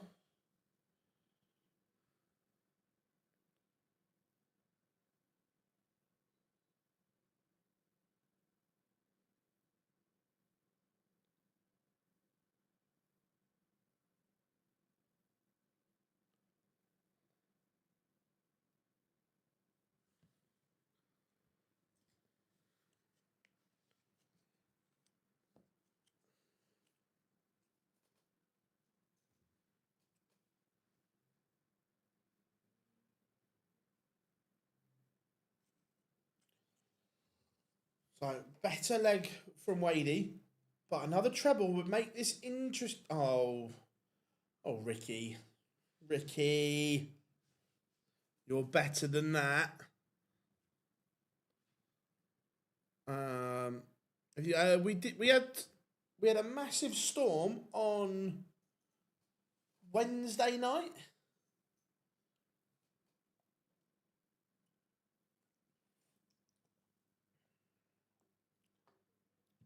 James Wade does find his beloved double 10 in the end.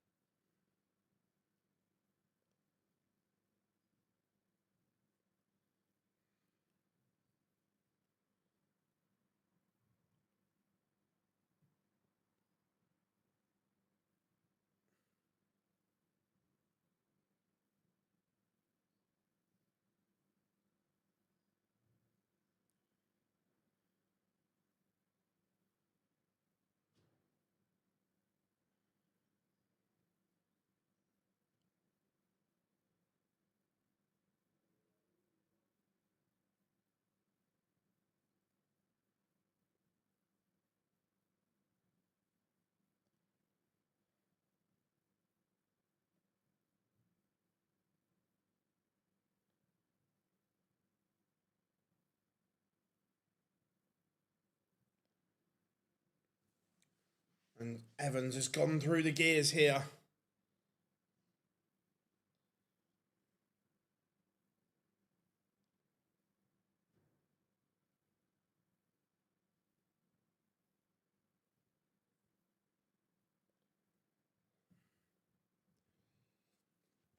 James Wade, at the moment, not making any inroads on this Evans throw, which he's going to have to.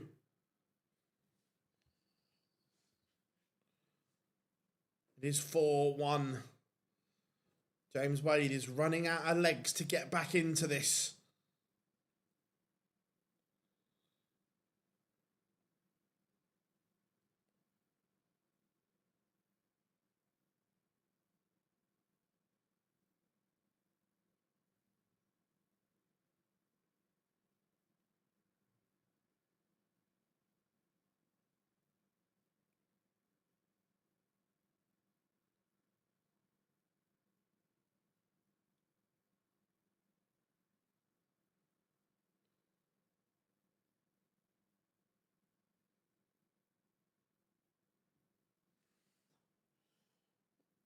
This is better from Wadey.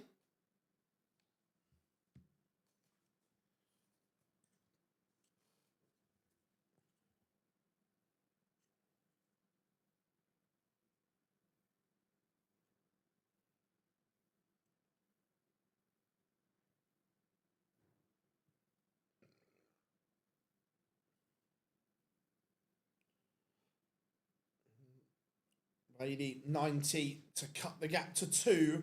Afternoon, Chris. Hope you are good. How's things? James Wade does pin 2-4, but he's going to have to break the Evans throw twice because of the early break for Rapid Ricky, coupled with the fact that he won the ball.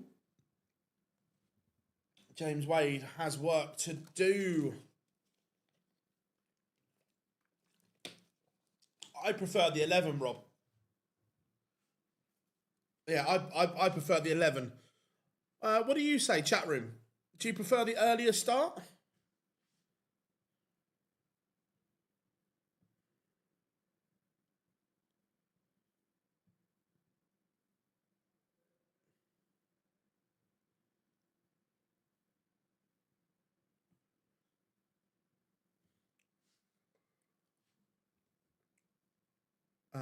Personally, I prefer. Yeah, I do as well.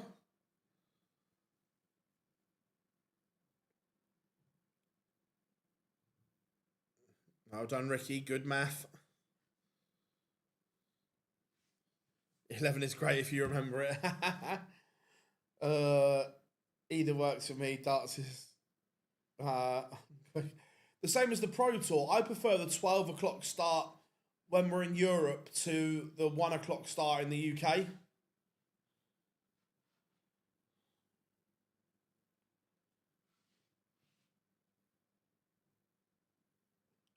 Wadey needs to pressure here. Needs to pressure. And does, but tops is pinned, and Rapid Ricky Evans is a leg away from a quarter-final on the European Tour.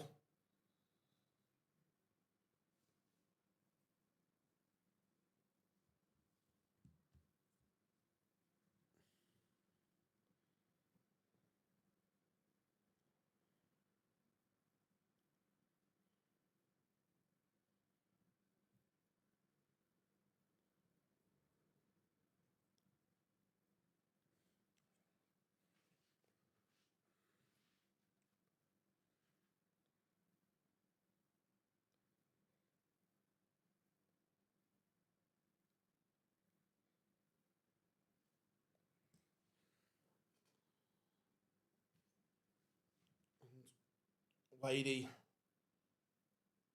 gonna have to run 4 legs on the spin here. Has work to do.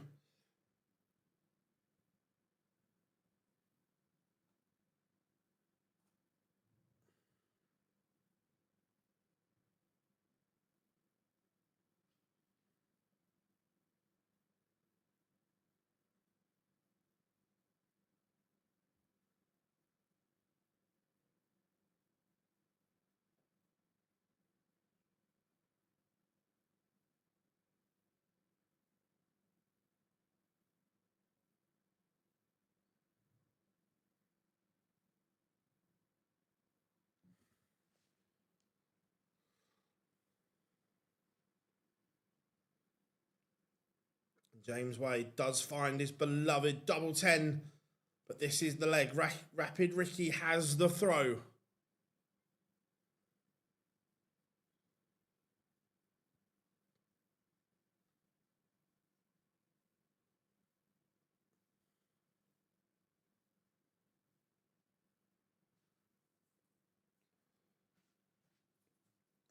Yeah, one more Ricky needs.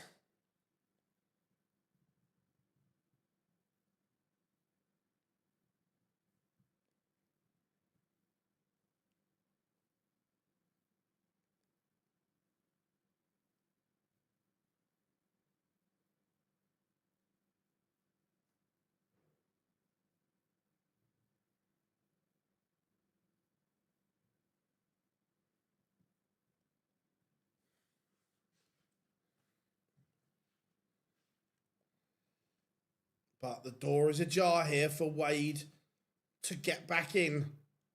It's ajar. Wade has taken the darts. Is the machine just beginning to turn the wheels of pressure?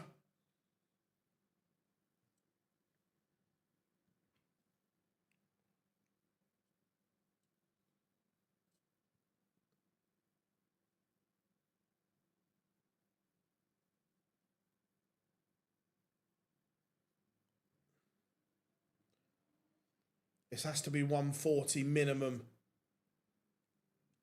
And it's a disaster. Wade now has another 6 if needed to pop the 110. Is Ricky just starting to think about what's on the line here? James Wade, you cheeky little rascal. Ball tops.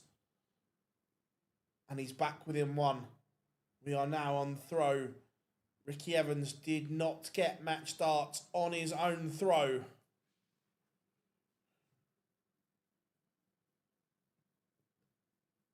And James Wade is doing what James Wade does so often.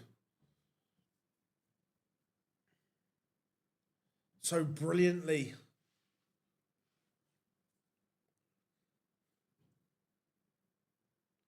But that opens the door. No treble.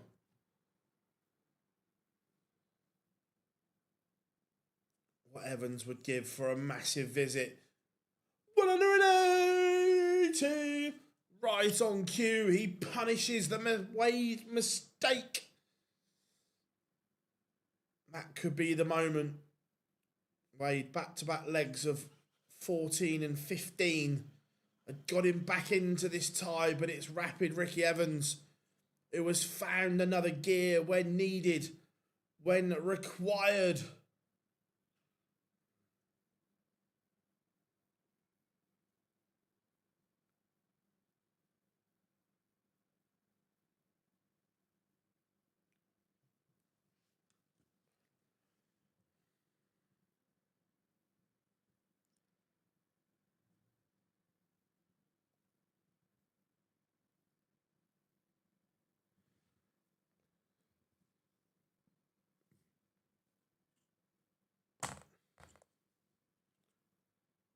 And 17 for tops. Tops for the winning moment. And Ricky Evans is over the line, and he composed himself very, very well there. After a disappointing leg on throw, he is dispatched of the machine.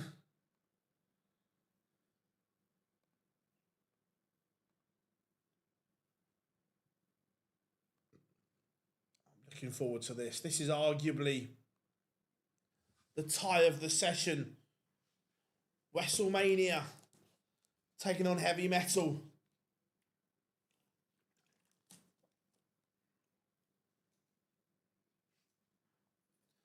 It's a good performance from Ricky Evans. And a big win as well.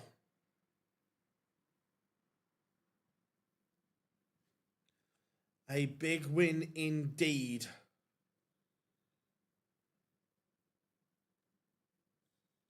Yep, top half is wide open.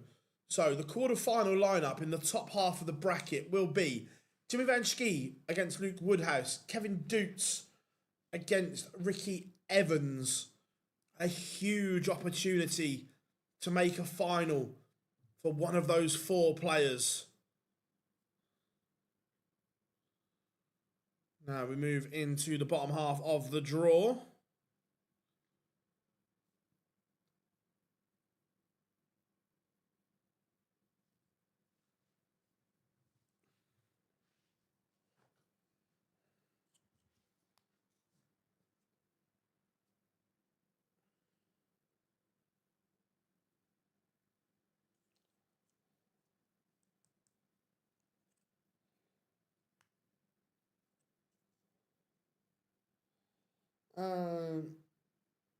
I don't know. I don't think the new darts worked yesterday. I just think he's going through one of those little purple, or one of those patches where it's not going his way. Do I think being left out of the Premier League hurt him maybe more than he's let on? Potentially, yes.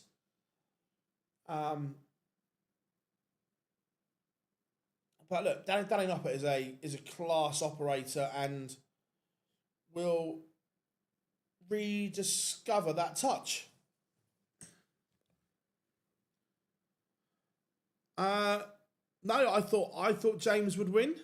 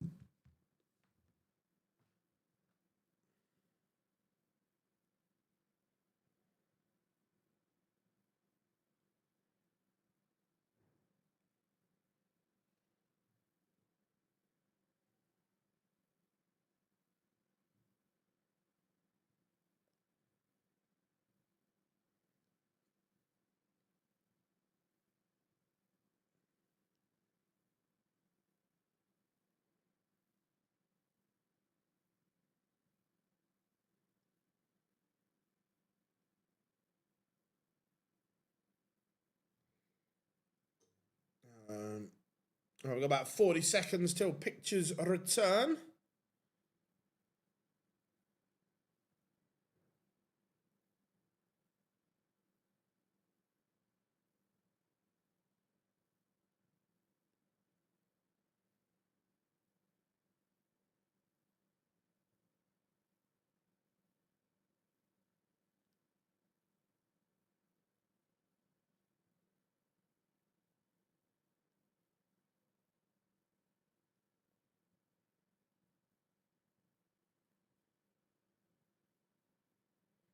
Right, pictures are coming back.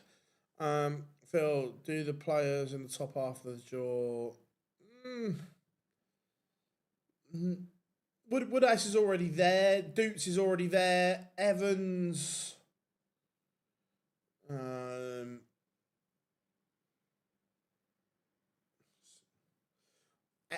Realistically, Evans, no, because even if he won, he would still be 10 grand behind. So, no.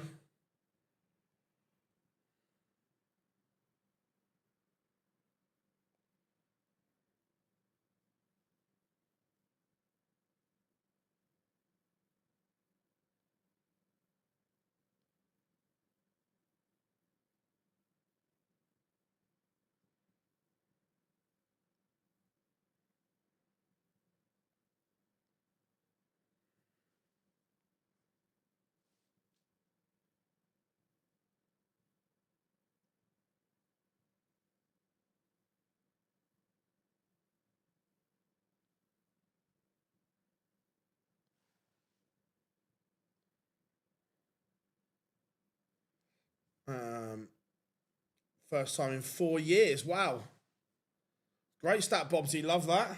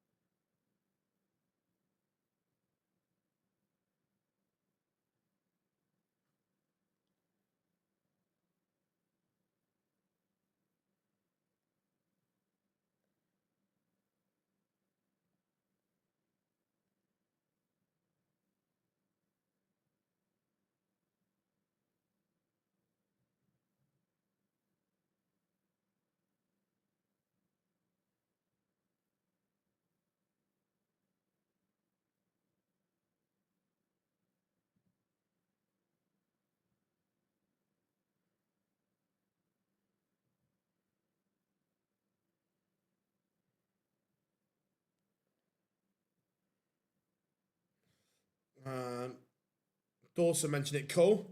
So yeah, his finishing was unreal.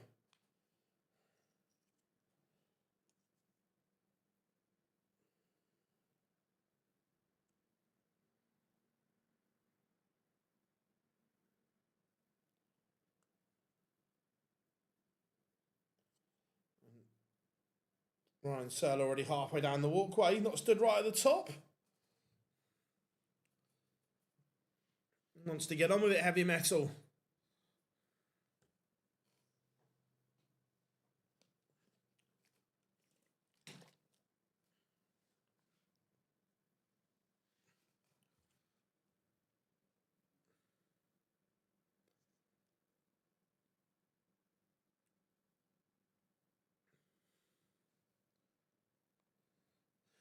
WrestleMania has won the ball.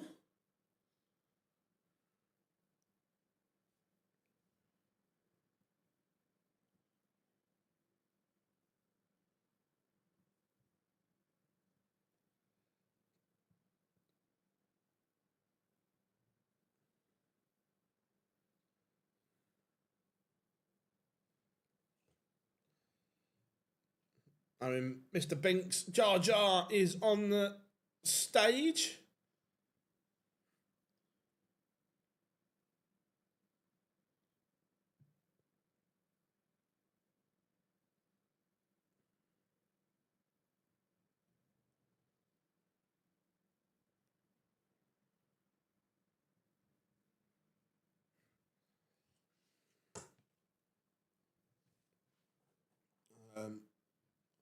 What are we saying then? What are we saying? Phil is Wessel's in the match play.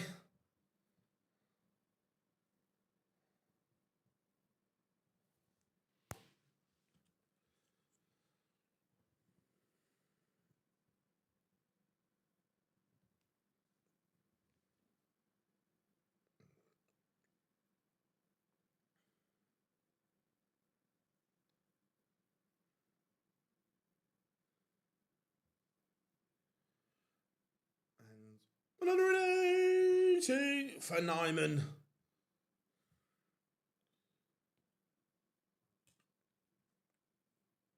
Just looks cool, calm and collected, Nyman.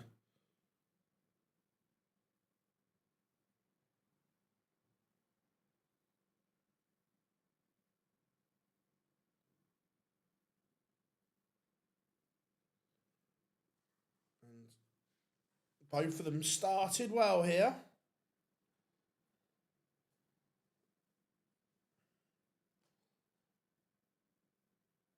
Wow, good, lovely stat, love that.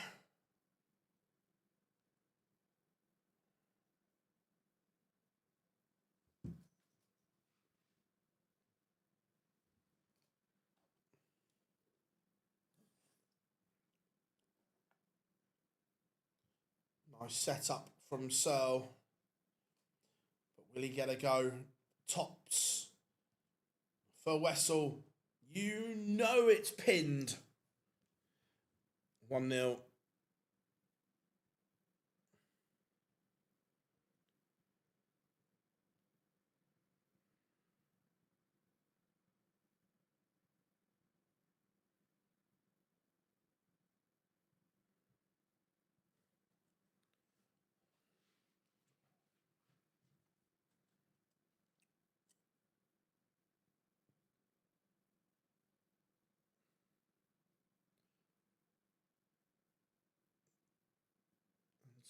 So we just want to give Nyman something to think about here.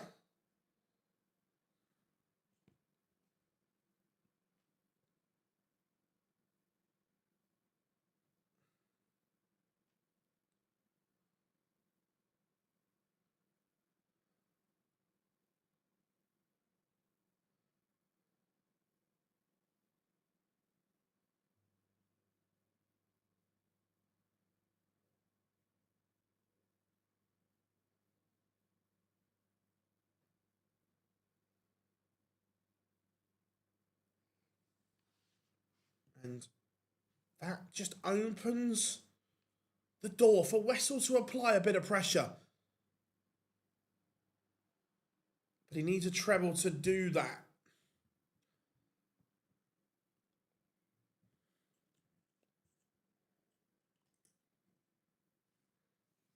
Oh, it's a fabulous ton topper from Ryan Searle. Takes out the 112. They're both averaging well over the 100 mark here. Very good from both players. We said this could be the tie of the round, and it is living up to expectation at the moment.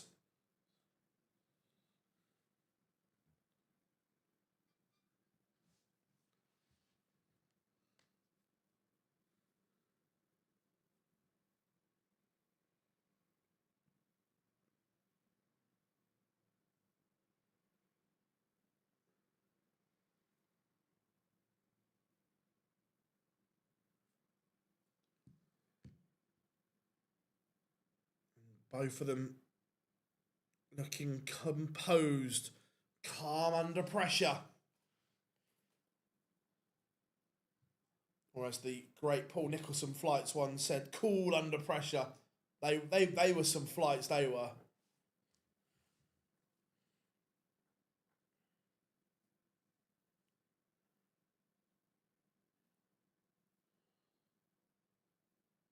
Love it when you're flying. Thank you. I do all right, I guess. 120 plays 1-2-2. Nyman, first look. 18 leaves the bullseye. Misses. So Searle, Shanghai to break. Tops to break. And they've both had and missed the dart.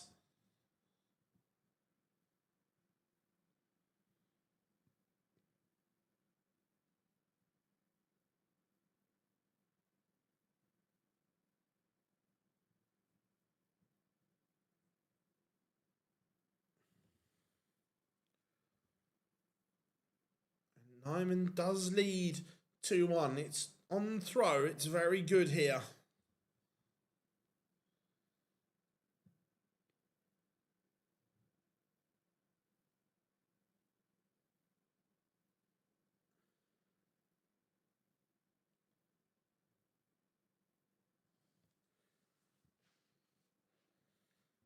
180.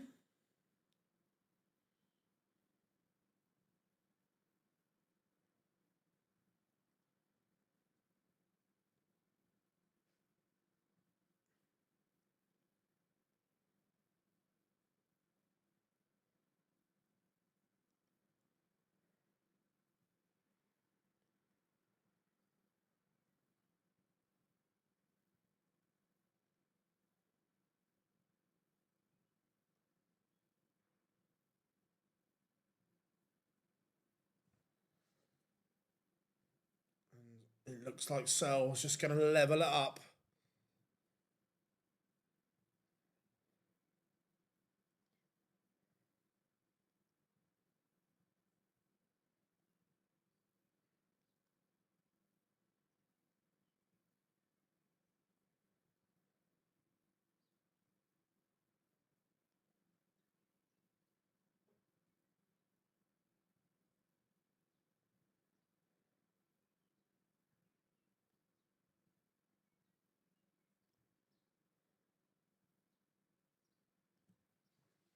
Um, yeah, he played really well, Johnny. Oh, and Wessel punishes the mistake from Searle. And again, they've just showed a great replay of the moulded flight and stem. The fact that when the dart plums it, it ends up on the floor. And it is 3-1 to WrestleMania.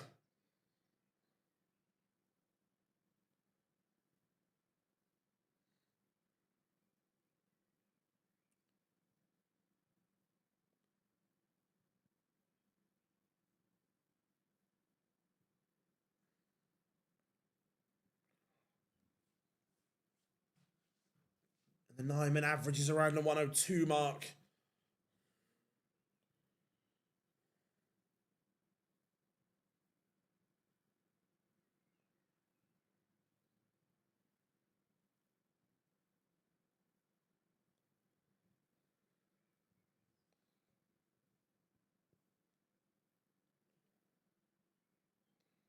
He's going to set this up as well. Searle's, again, couple of missed darts at double, and he's paying the price.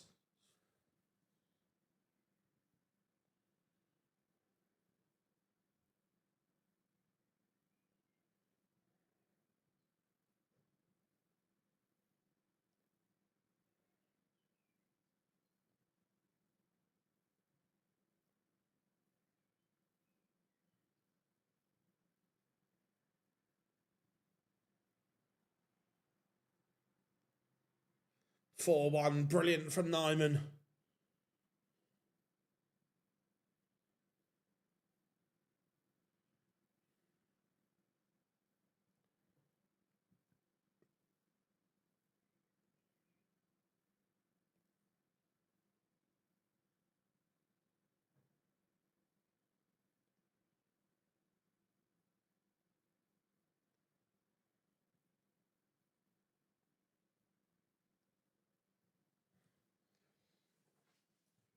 Has Ryan Searle got anything to come back with here?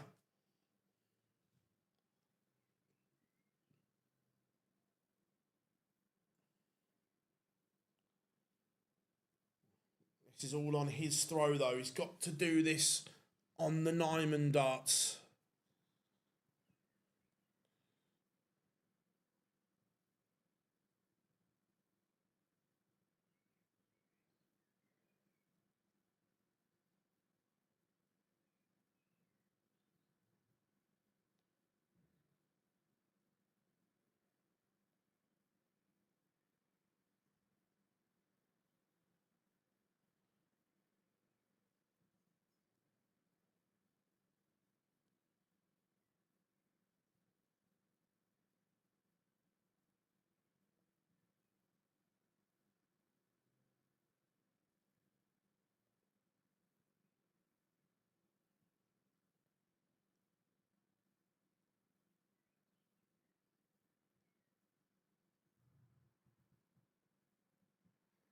It is 2-4.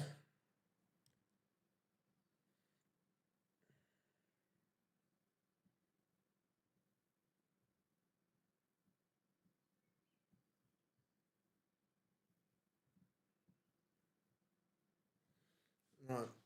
Watching Nyman more and more makes me think. He has an unbelievable level, Wessel Nyman, and he is hitting it more and more.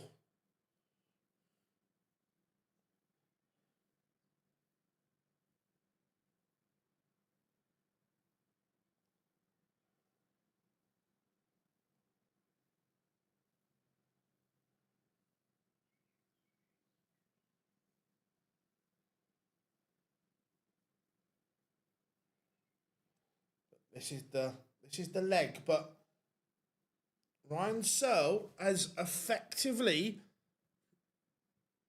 taken the darts here.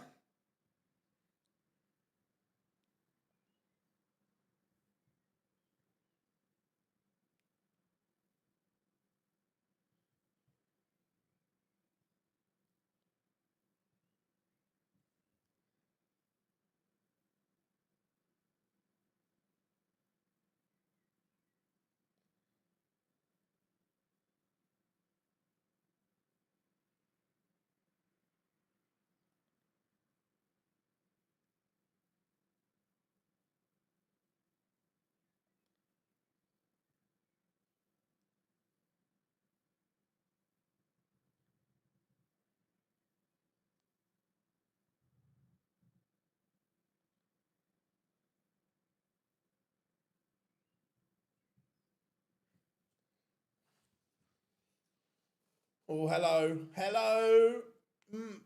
Massive dart missed.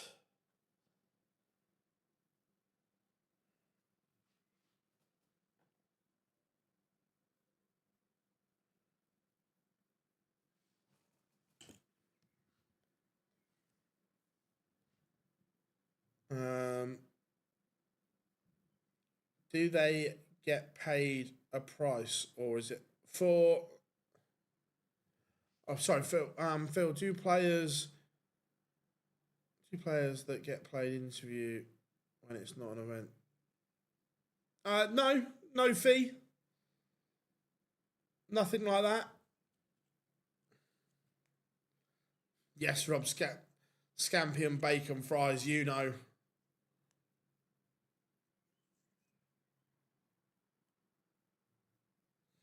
They get paid to go on the podcasts, like the BetMGM podcast, when they get paid to go to the studios and things like that.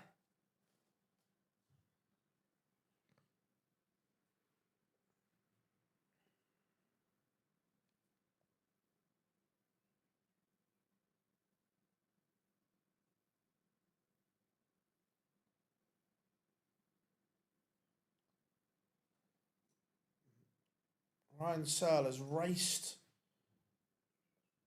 back into this. He's making.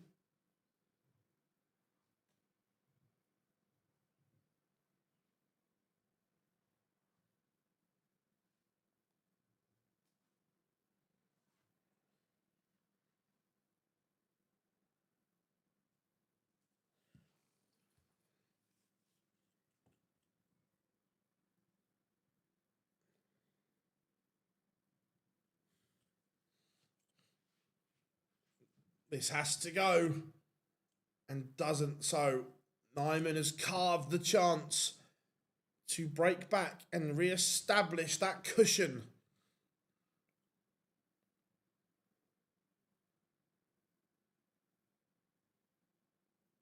Big dart, last dart in hand. That will hurt. And Wessel Nyman is on the hill. Do you ever get players who refuse to do interview chair? Yeah, 100%.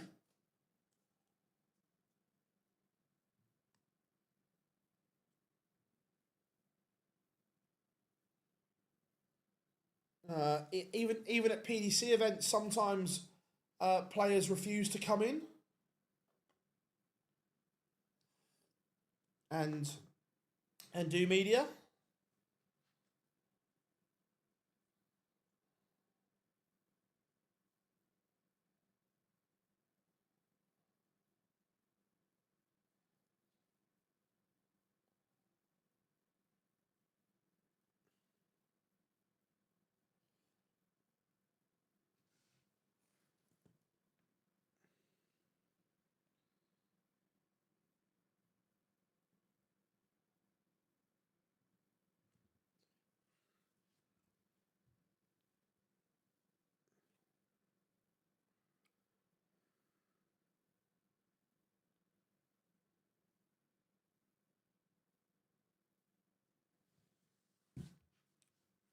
2:01. 6 starts to get the job done for WrestleMania. He's making a bit of a mess of it, just opening the door for Searle. 140 would be make it interesting.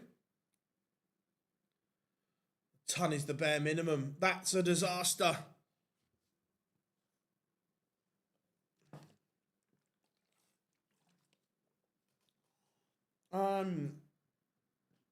I think Owen is the best spotter in the world, yes. That spotting is an art. It is remarkable. The people that do it and have mastered it, so much respect for. But yeah, I think Owen is the best spotter in the world. But WrestleMania does it again. He is into a final session of a European Tour event. Once again, it's becoming his second home. 6-3 win over Heavy Metal.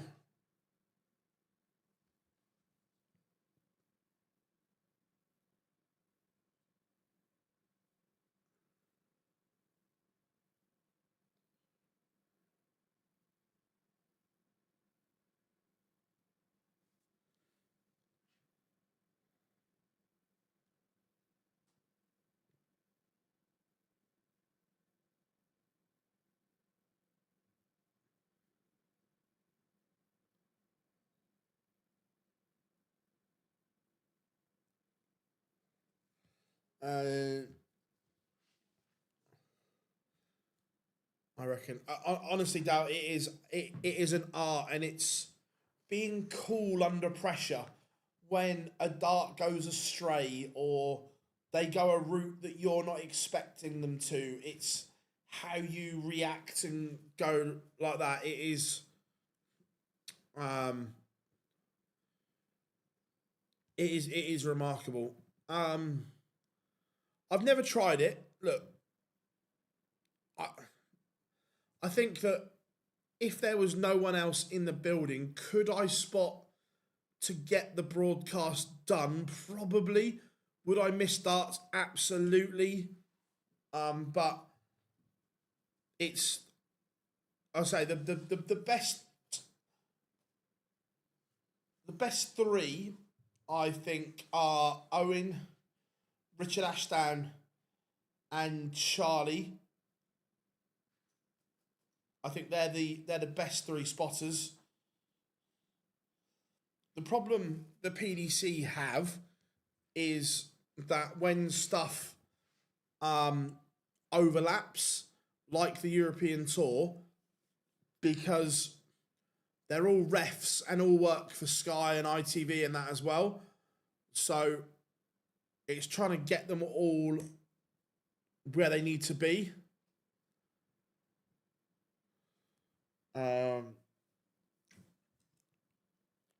I'd rather stand out in 30-degree heat all day, Rob.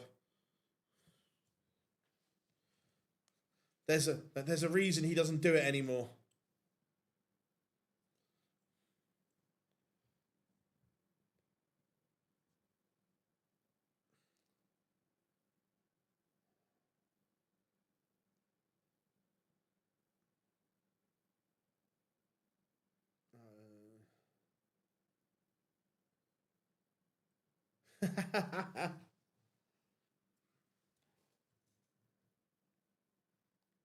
There's different systems to spotting as well, which also makes it tricky. Like the Super Series and the European Tour is different to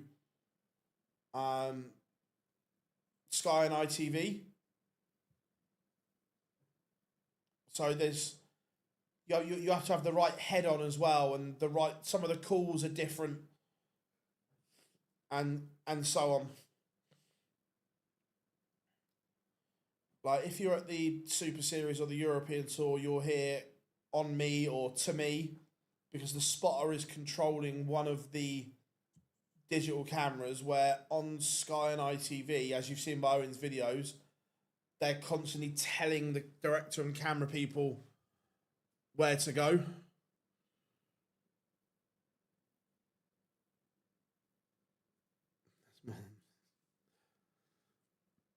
We've got about 5 seconds till pictures return.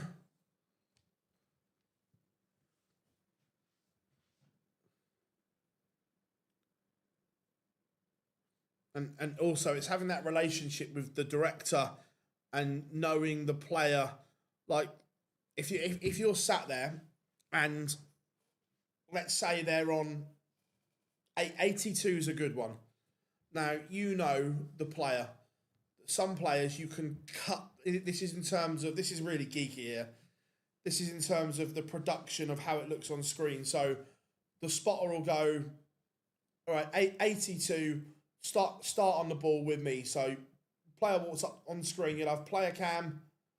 You'll cut to the ball, and then depending on what he hits, the spotter will either go to me double 16 or down 17 for tops. So then you've got to go, right, have I got time to cut back to the player without making it look shit? So if it's a, all right, let me get this. If this is really geeky as well, and you don't want to know about this, please just say.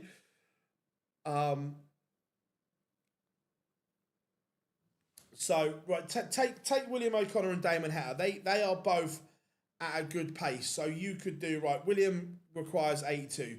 So you got your headset on because you're always talking through mics and so on.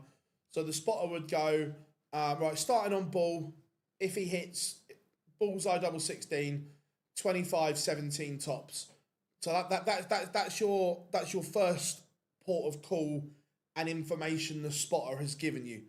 So you'd have you'd have the player walking up on the player cam, as we call it.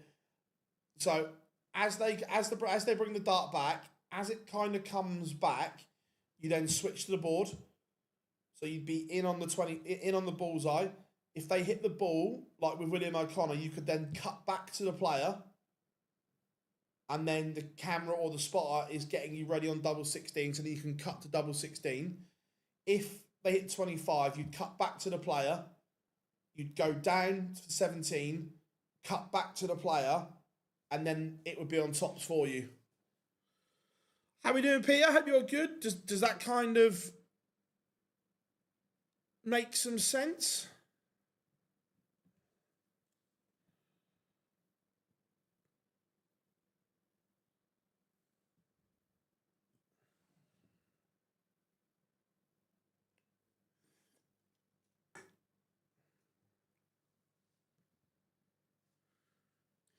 But if the player is rapidly quick, you'd go on the ball, like Ricky Evans say. You'd go on the player to the ball, and then if he hits the ball, you'd cut straight to double 16, or you'd cut straight to down, then to tops. You don't have time to cut back to the player.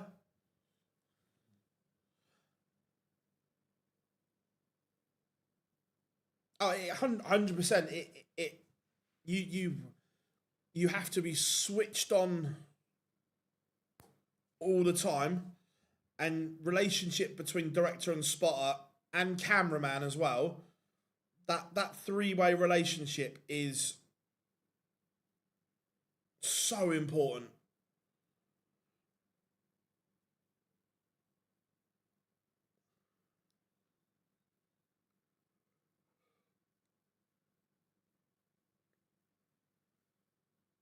Both players now on stage.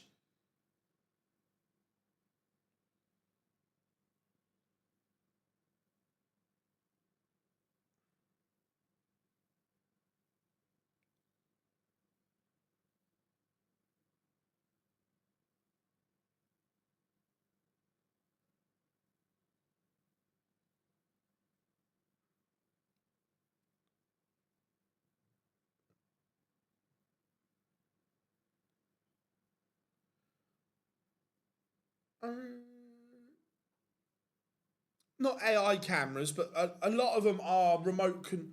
The problem is unfortunately with some of the camera work, technology works quicker than humans.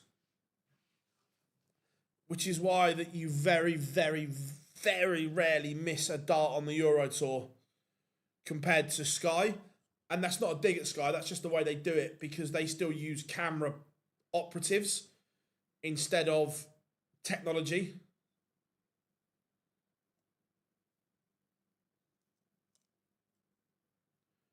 Yeah, I've said this multiple times that if it had been George on stage, the incident would never have got that far.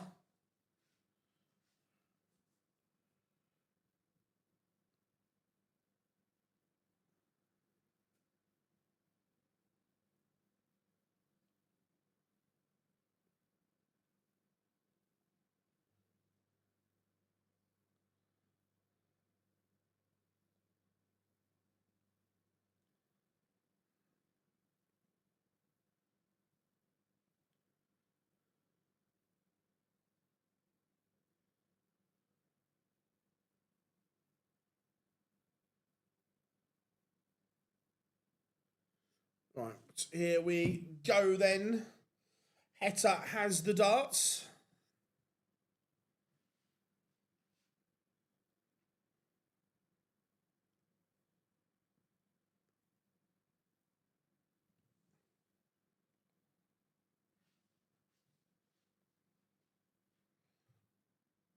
And we are underway.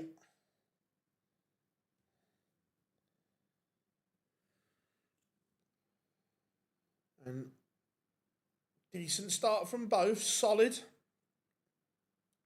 Solid from both players so far.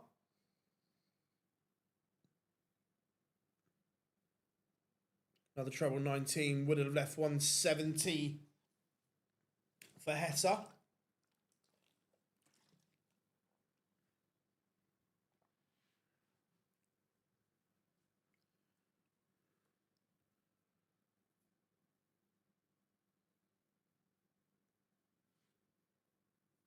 $180.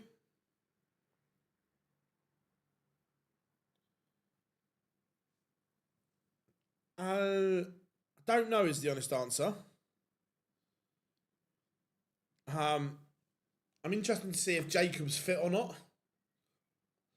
1-0 to the Heat.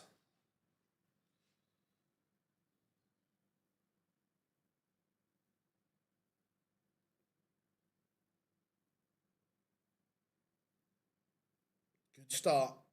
O'Connor not really scored particularly well here so far. And Heta is all over him like a rash at the moment.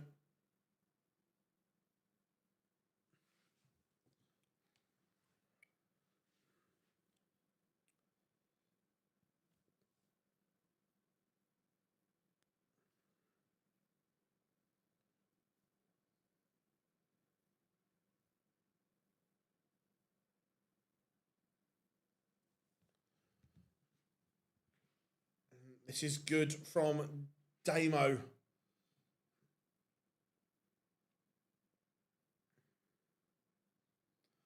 Willie O'Connor. His throw is under a bit of pressure here. Yeah, one day, Dale, but everything has to be right. I think a lot depends on if he's even fit.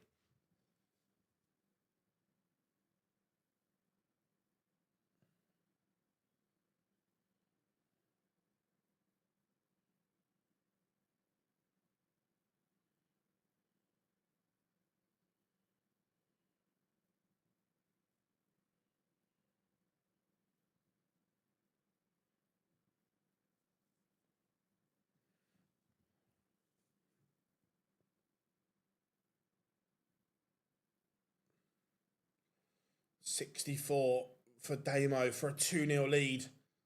It's a big moment here. And he's up to it very, very good.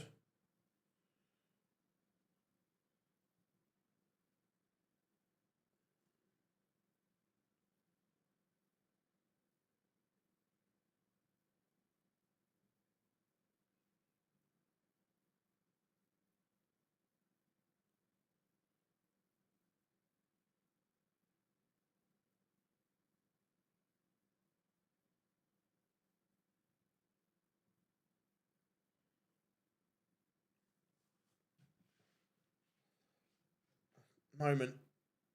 Damon Heta still averaging around the 109 mark. Very, very good from him.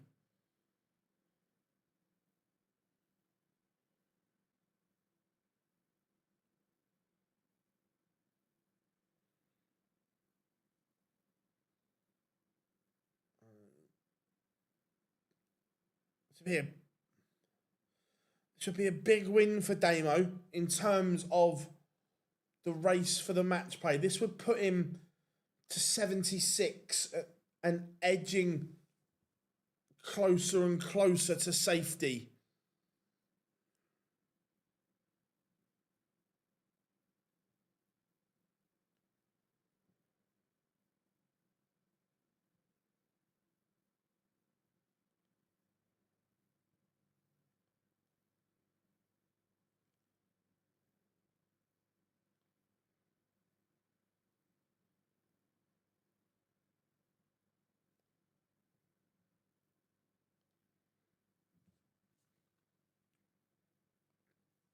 It is 3-0 in the blink of an eye. This is exceptional from Damon Heta.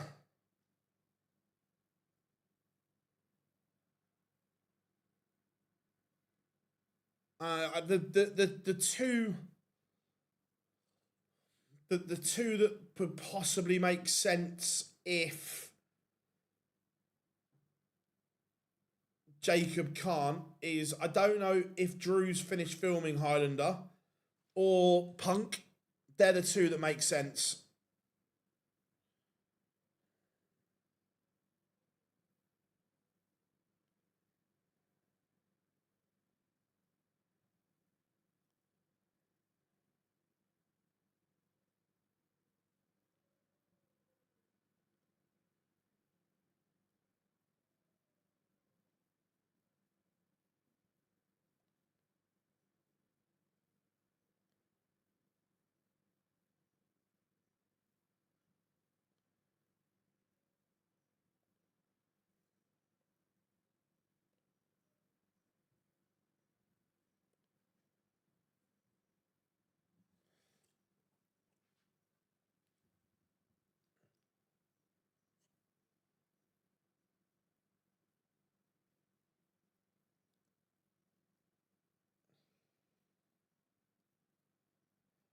I don't think the brand split doesn't matter anymore. Yeah, I agree. I think it's edging closer to that 80k mark. I agree. At the moment, we've got Cullen on 87 is fine.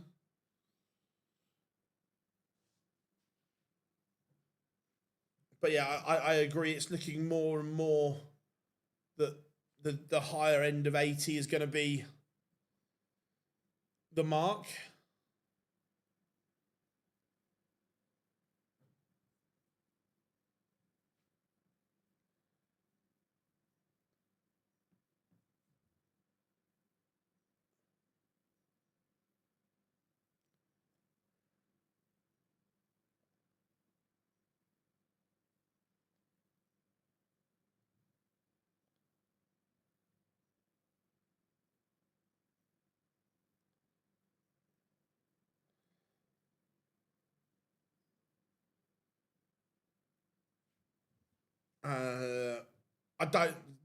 I don't know why they bother anymore, Rob. It doesn't work.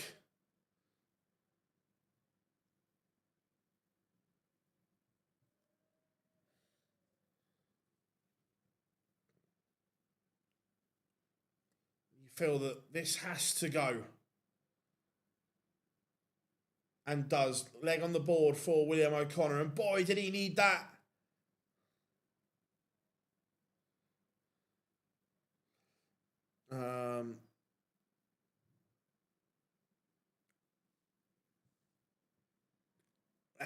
It was a weird one. It worked for a while, but yeah. Do you think Luke get their act together? Yeah, I don't see them not winning the World Cup. I think England do the job for me. In fact, I might have already made a "It's Coming Home" graphic. Sorry.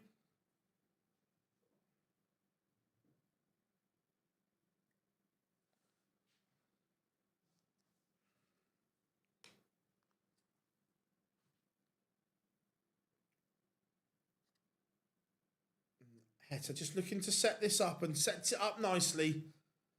Very, very good.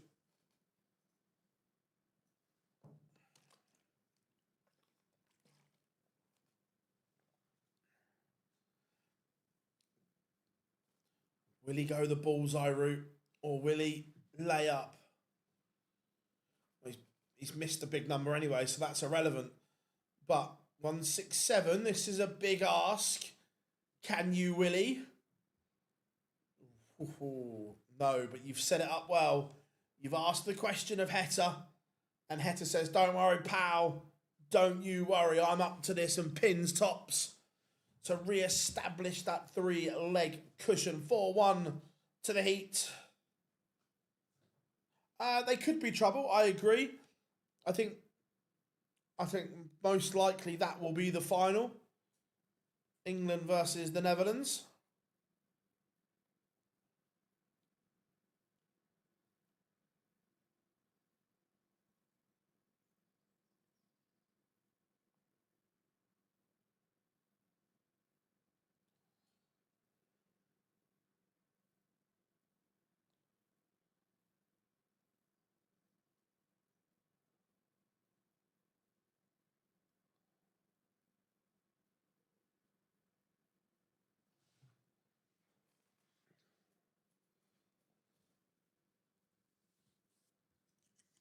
Yeah.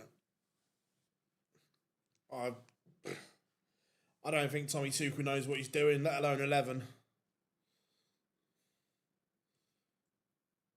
Again, this is the best we've seen from Heta in a long time here. It's good. Tidy enough numbers. O'Connor will need to find a little bit more.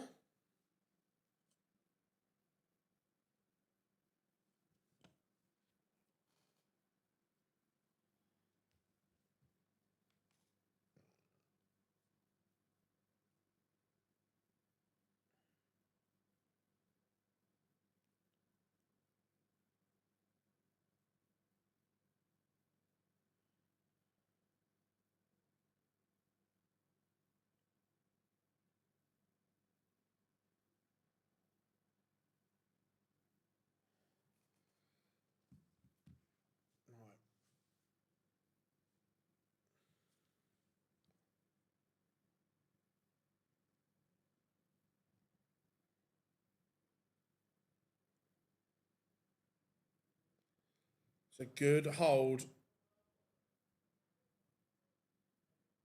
from O'Connor. Needed that.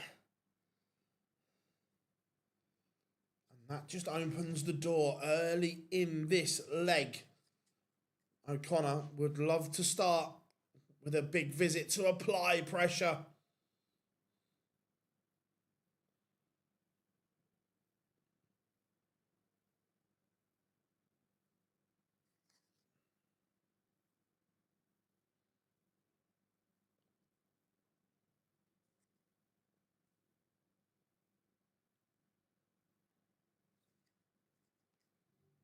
I hope he doesn't have Eze on penalty. Oh, Eze's penalty was awful. You could just see that he didn't look confident at all. I watched it back properly, like the highlights.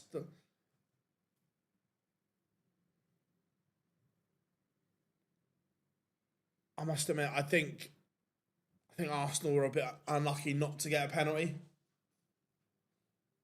Seen them given, that's for sure. But also the PSG penalty. How is that not a second yellow card, by the way?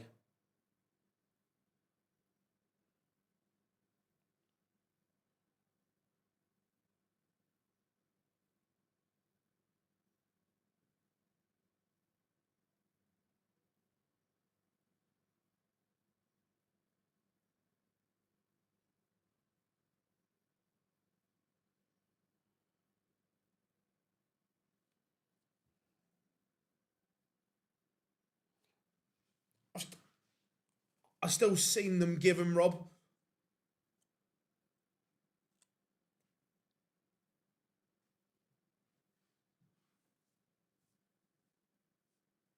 Oh, hello. Hello, Willie. Welcome to the party. A lovely little 116 gets him back into this game. And the Damon Heta average has dropped by about 10 points.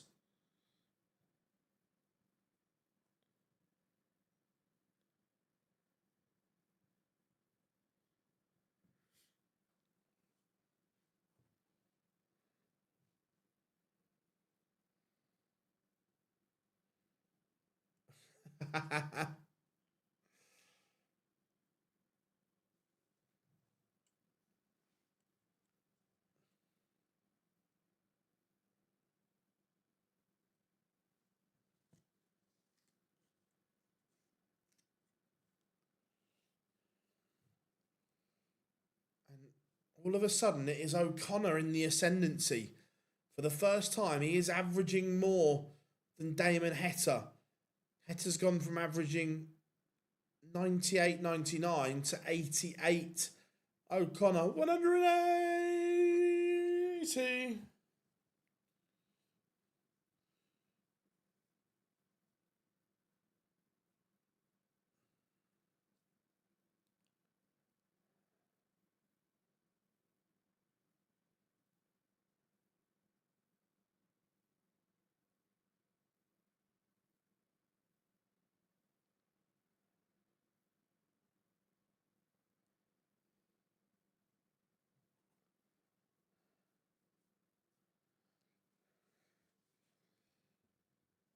He's in the ascendancy. He's the better player at the moment.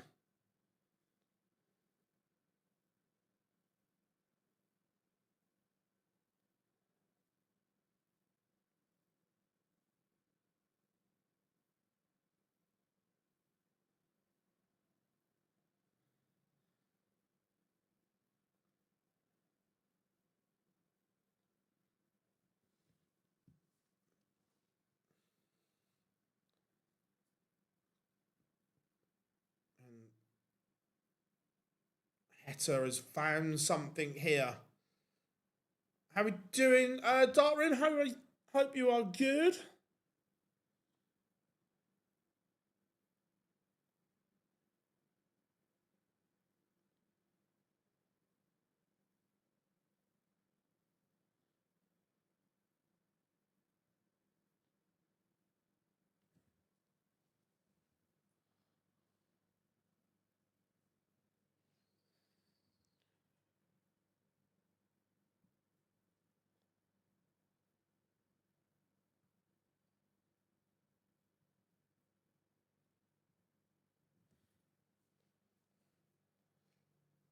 After a rocky couple of legs, better from Heta here.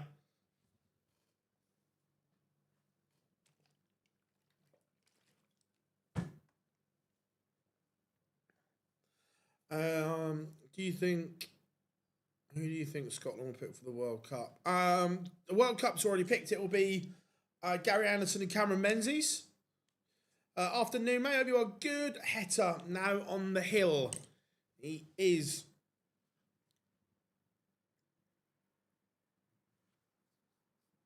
one away.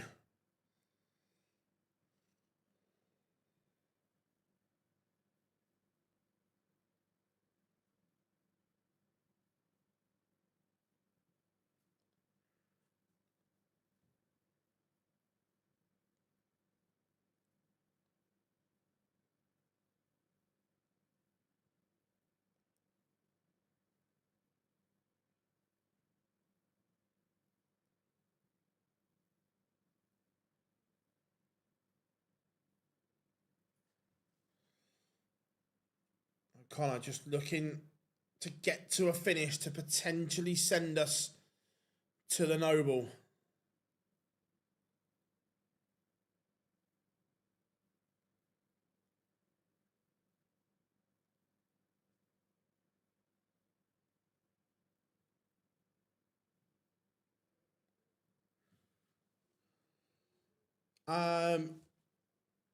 So We will confirm, but the rough conversations I've had with Dan is that yes, the plan is to do a watch along for the final session of the World Cup, and we are looking to do semi-finals and final of the match play. But we will confirm in due course. And it is 5 apiece.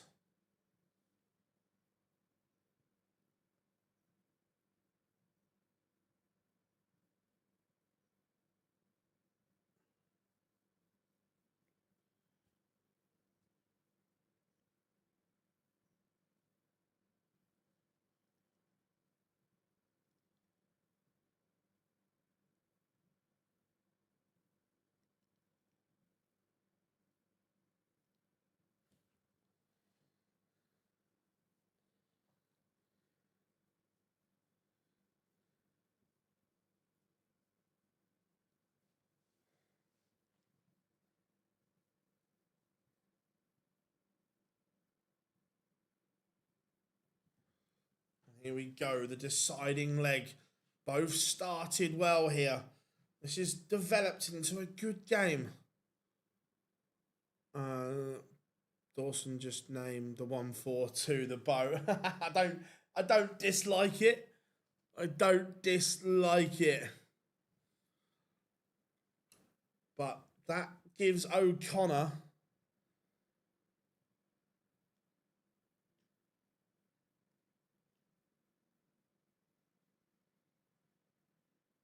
a route back in.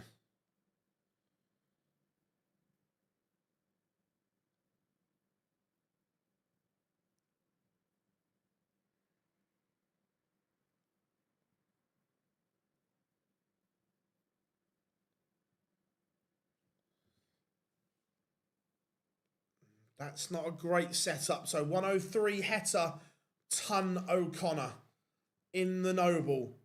Willie would have liked to have been on something a lot lower than that.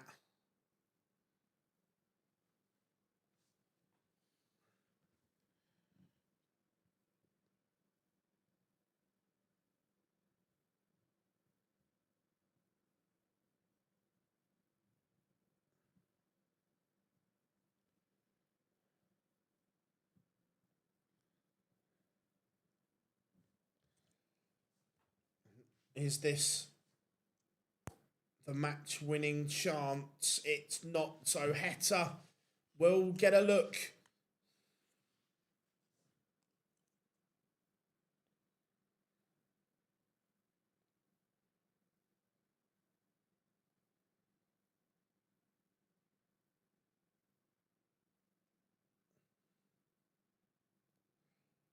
Double 16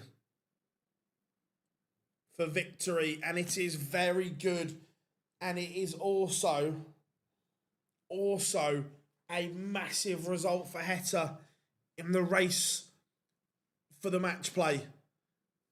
His spot was in some question the last few weeks, but he has really turned it on when it matters.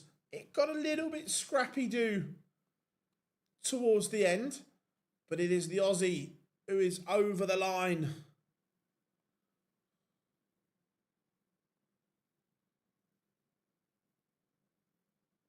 Not named as well as... I've never named anything after him. The 138 will always be known as the Humphreys.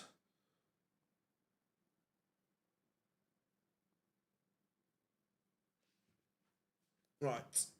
Springer against Joyce. What are we saying, chat room? And let's see if Darts Rankings has updated. It has. So Damon Heta moves on to 76,000. A win in the quarterfinals would put him above Daryl Gurney. I think if Ryan Joyce wins this, would put him to 82.25.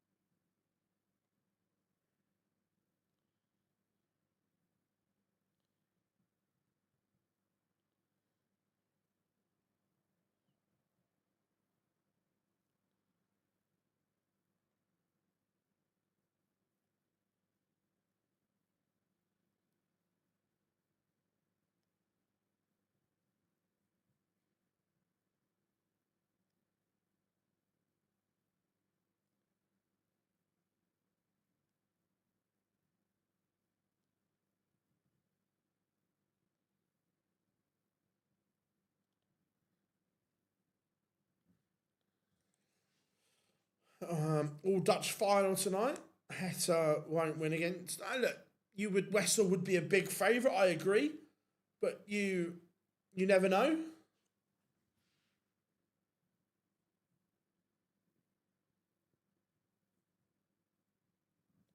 But no, look, Wessel would be a huge favourite of that. There is no question.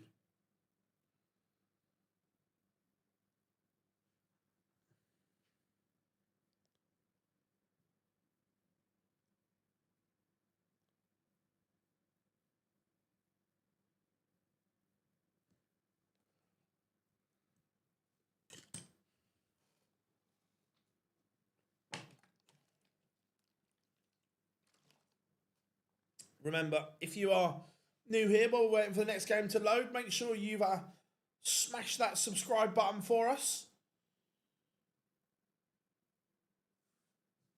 You know it makes sense.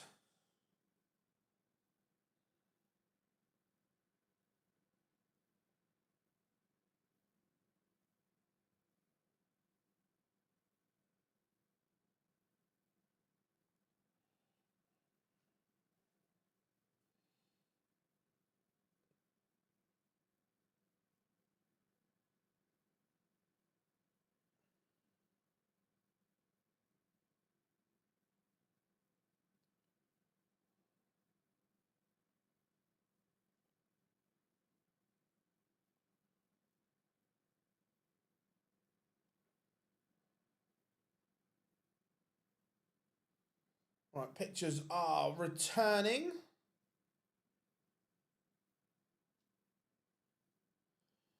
Hepburn just averaged 97 on the seniors tour. Nice, James, nice.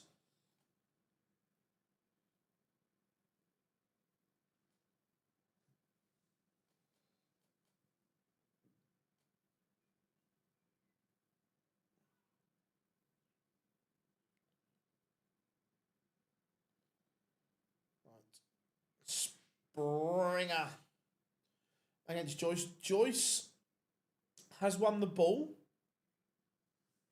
If that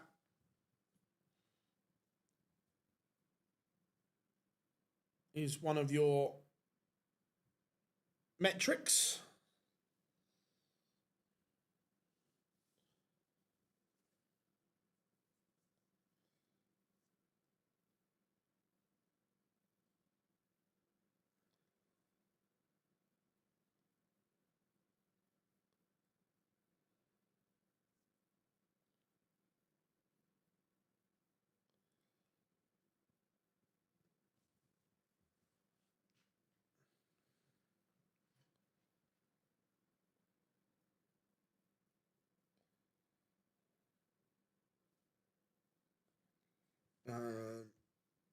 Hart says Ryan, but Head says Springer. Heta won the last game.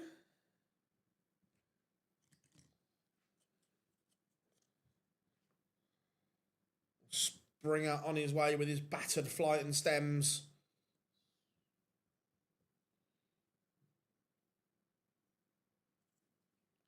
It's a shame that we're not going to see Nico in the World Cup. I've not. I've seen a clip that he used the line that Luke Humphreys used first. Is that the one you're talking about?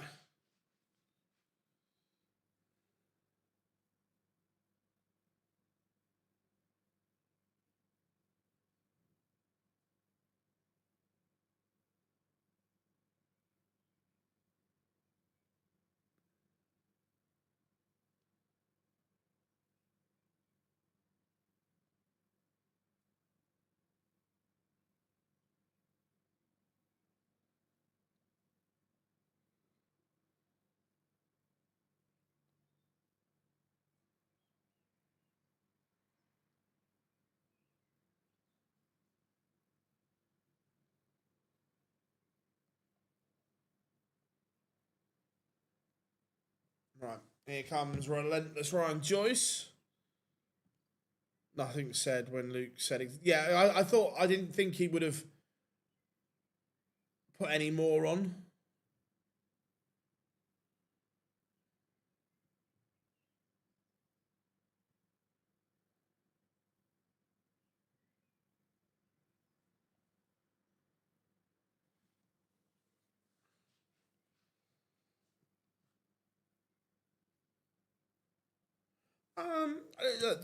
Darts would exist, but look, what Luke has done is put darts into the next level. When you're trying to get a sport up to that hypermarket, your golfs, your tennis, your football, and so on. That look, would darts still be bloody brilliant? Yes, but it wouldn't be in the stratosphere that it is now because of Luke. So I get both sides of the argument.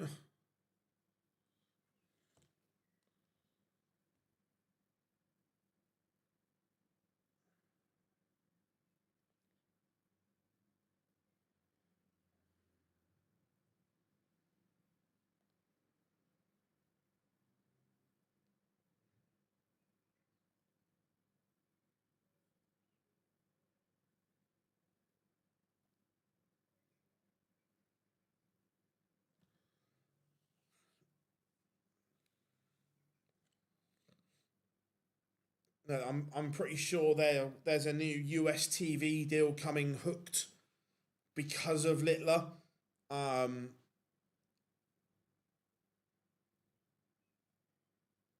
and I look at the numbers and say that there's no way Sky would have paid what they had to pay to renew if it wasn't for Littler.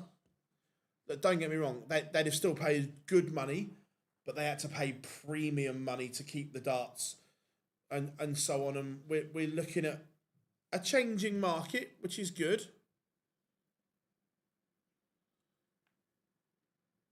I'm not 100% sure, but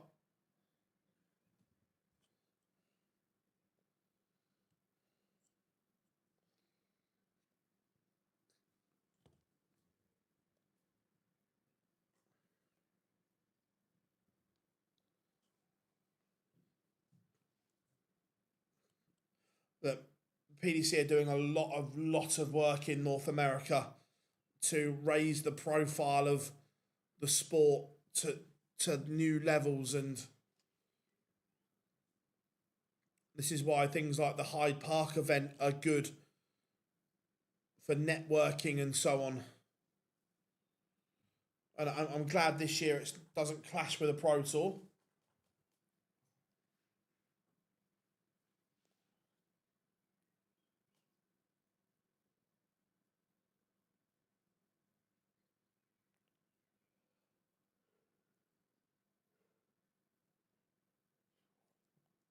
And 1-0 to relentless Ryan Joyce.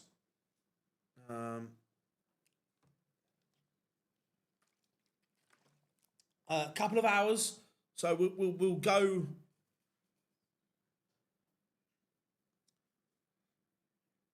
We'll go off around 3 o'clock. Back live at 5.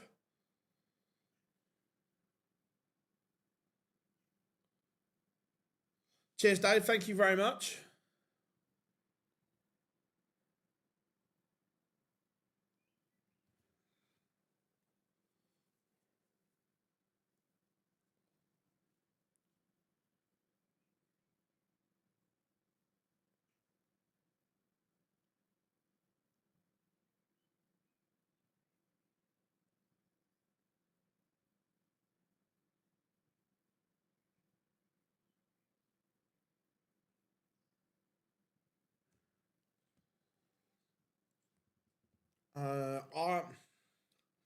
He flirted with the idea. I still don't think he will. I'm still not convinced he does.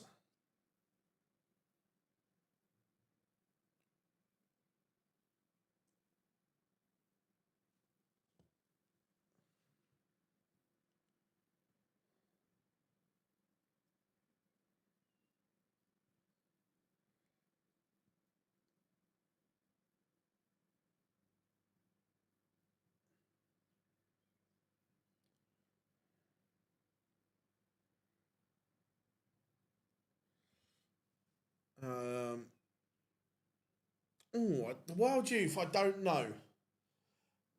I think he might, the Wild Youth, because no one's ever held the both titles at the same time. So I think that little quirk may inspire him to play the World Youth because he can hold both world titles at the same time.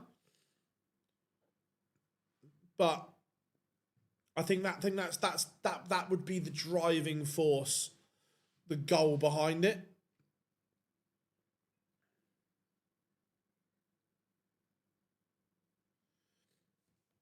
Oh, 100%. That NYC is going to be the place to be this summer. That's for sure.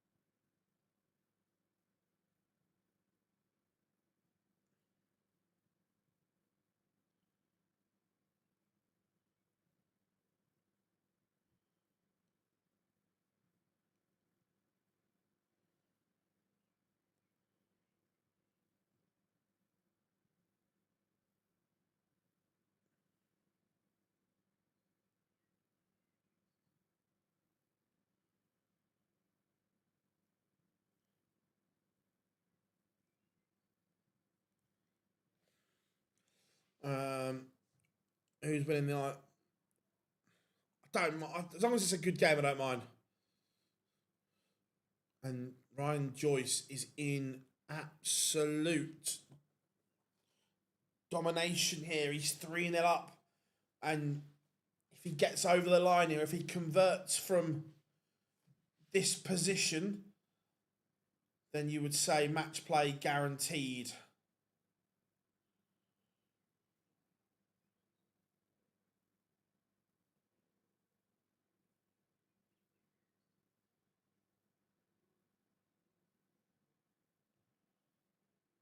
This is very, very good from Relentless.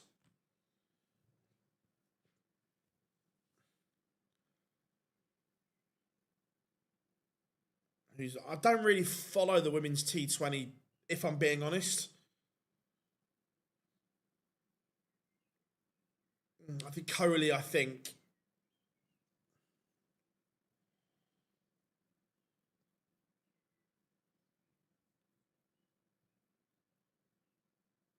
Nico Springer is at the World Match Play, yep.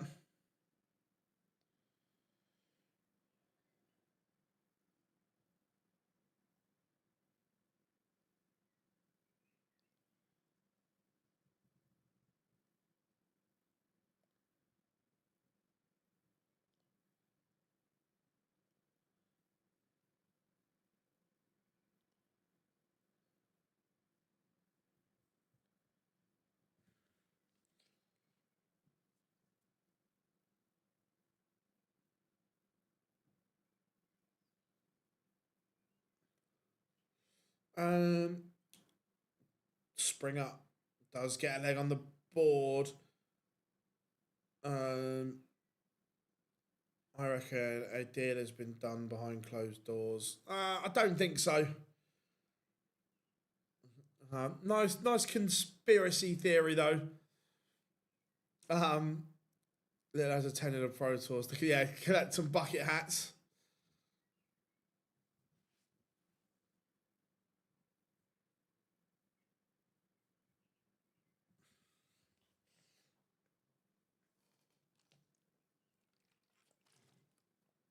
Right now, Springer is scoring heavier than Joyce, but it's the finishing from Joyce that, again, is doing the numbers for him. But I needs a treble. Needs a treble. Can't find one. Does that give Springer a route back in here? I've always wondered, being from the States, does cricket, I don't know, majors. Honestly, I know cricket doesn't exist in America, but in England, India, South Africa, Australia, New Zealand. Cricket is huge. The numbers the IPL does is massive. I actually think the Americans would quite like cricket if they got into it as well.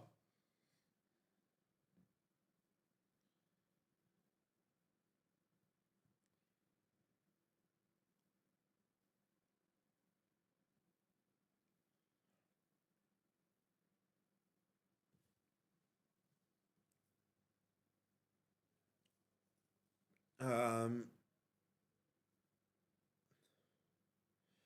no clue what's for tea.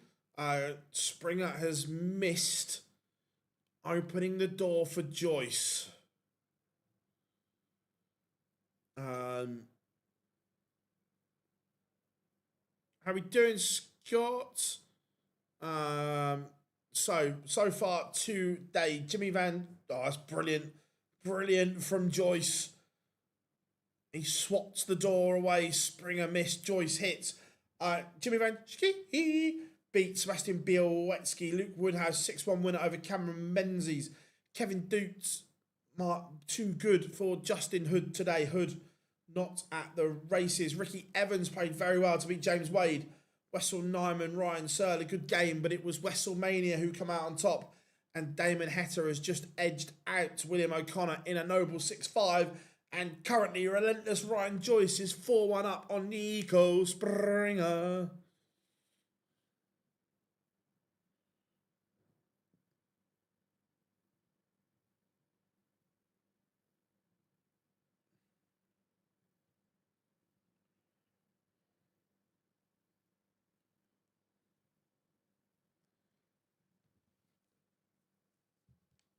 Yeah, he is unbelievable in that area.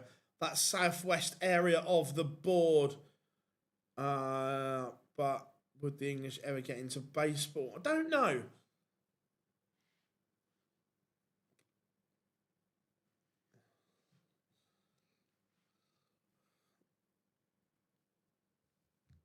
I've tried and tried to get into American football, but still not.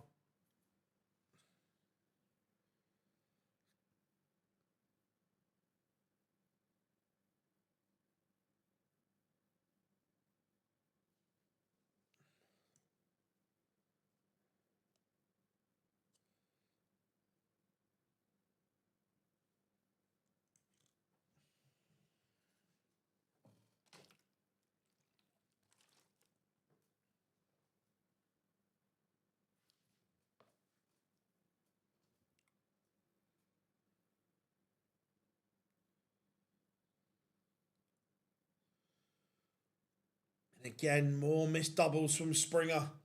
That has been the Achilles heel. You know that Joyce is not going to miss. Bosch have some of that. 5-1. Nico Springer, 1 from 7. That has been his undoing. I love the NFL. Nice.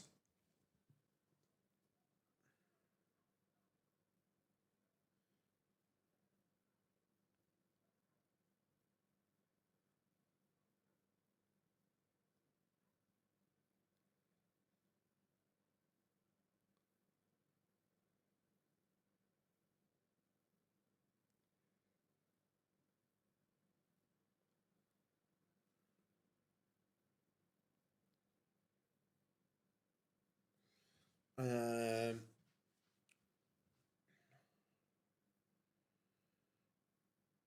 I do remember Lara's 400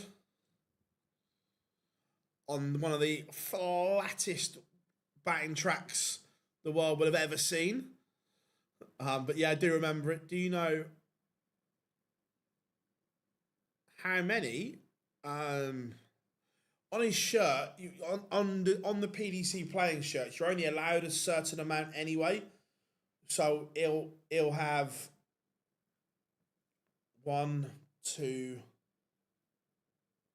3, 4, 5 on his shirt that are his, and then he may have some that are just sponsor his media shirt and things like that.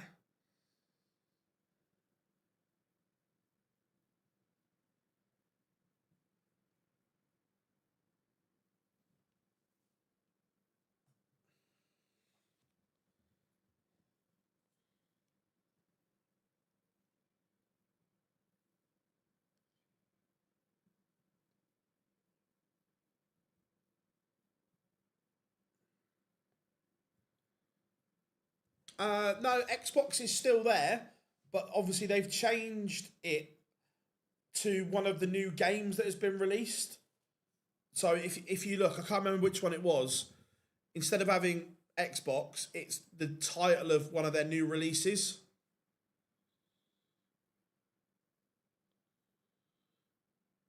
Springer misses once more. Thank you, Rob. I say I'm not a gamer, so but I knew he had one of the games on his shirt. And Joyce misses. It's a rare miss.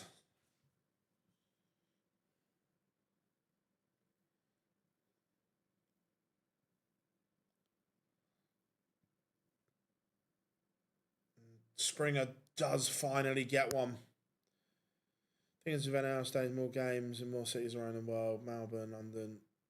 Yeah, I think football will head that way at some point. Will it be Heta v... No, it will be Heta against Wessel. The winner of this will play Chisnell or Van Veen.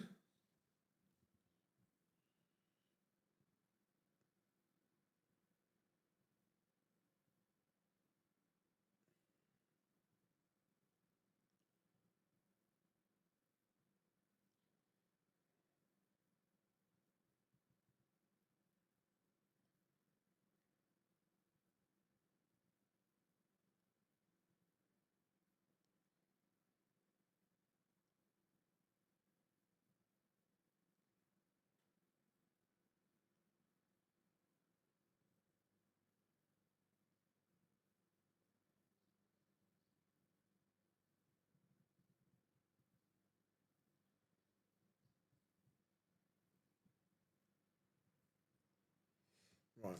Right.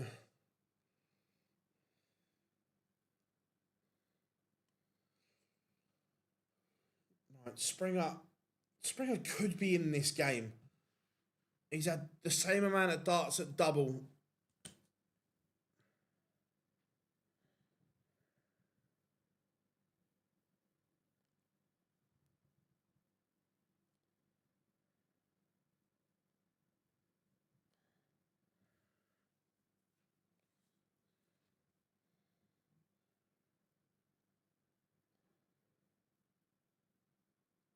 And Springer pins 130.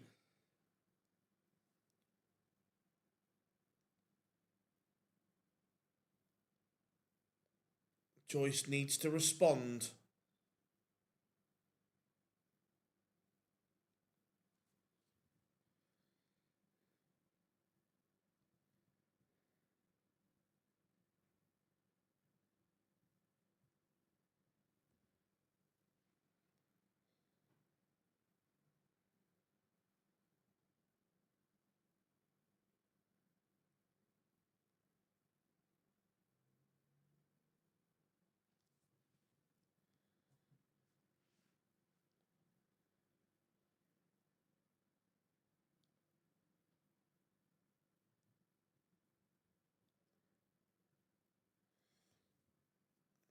Much better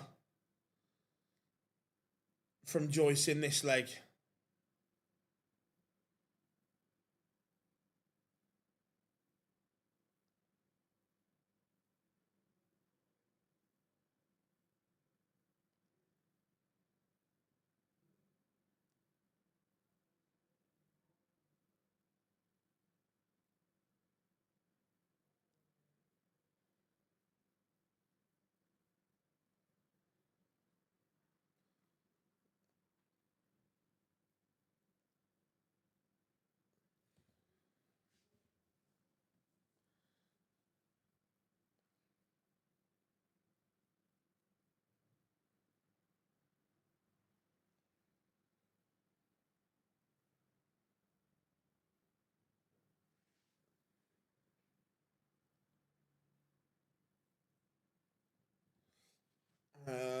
Well, how long have you been doing this? I've been involved in darts media for 10 years.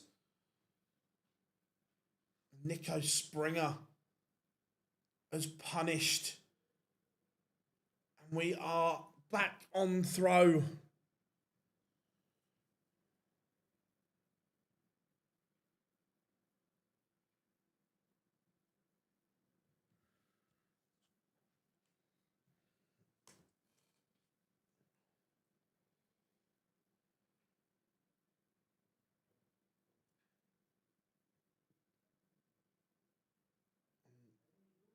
But Joyce has piled on the pressure early on in this 10th leg.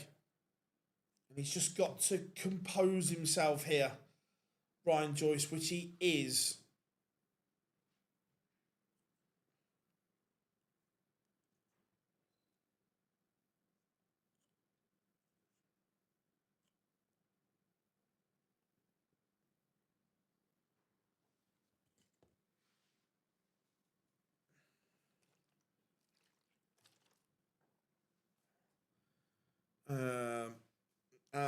Now that the Premier League season is off.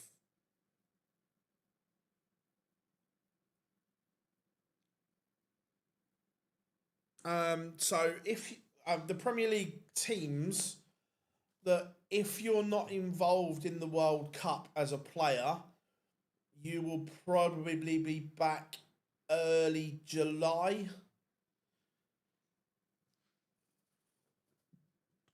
No worries, Andrew.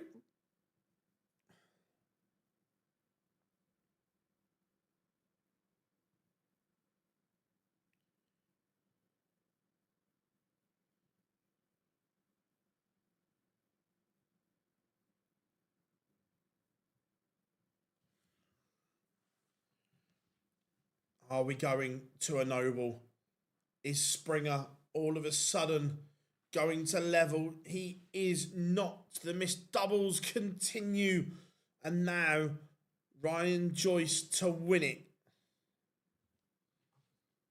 And Ryan Joyce is over the line. Relentless is into the final session of a European Tour. And I think he can now breathe easy for the match play. He was the one that was in a bit of bother. However, now that puts him to 82.25. I think that's enough.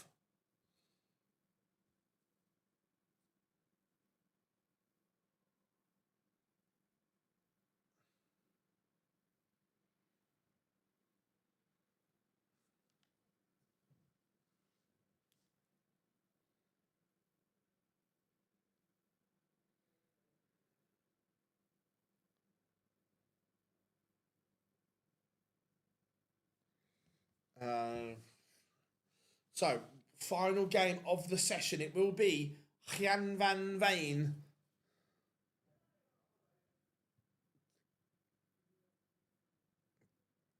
taking on the rascal that is Dave Chisnell.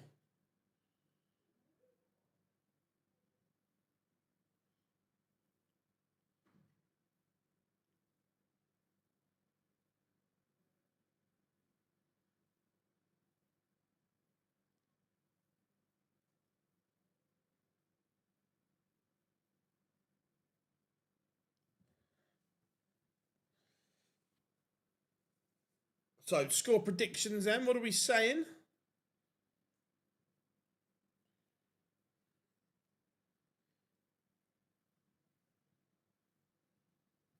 What are we saying, everyone?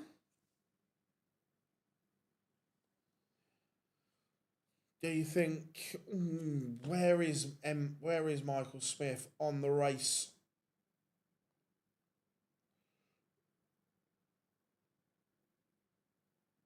For the European Championships.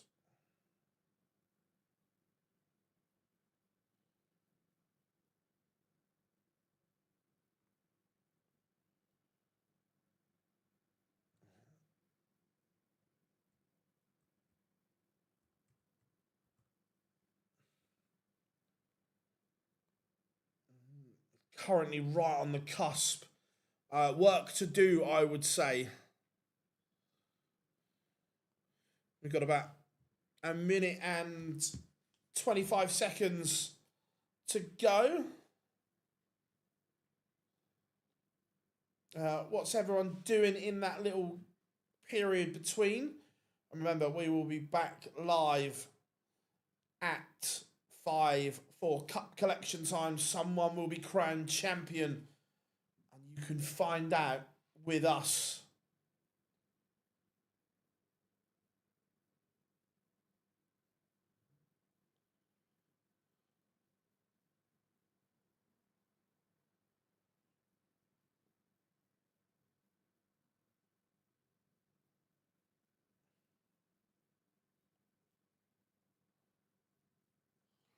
Forty seconds to go.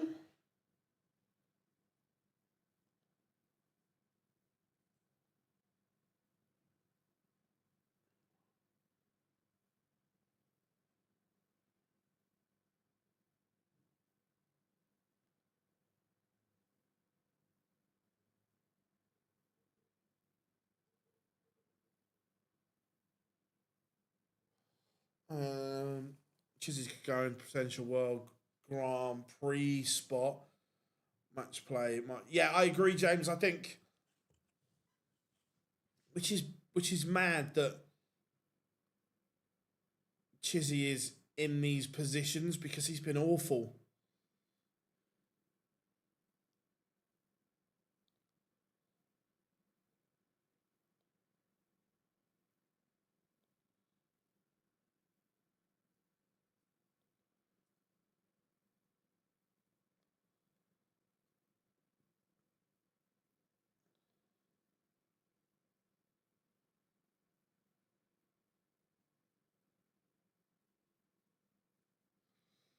Right, final game to go. The number 1 seed, Gian Van Veen, taking on the number 16 seed, the Rascal of David Chisnell.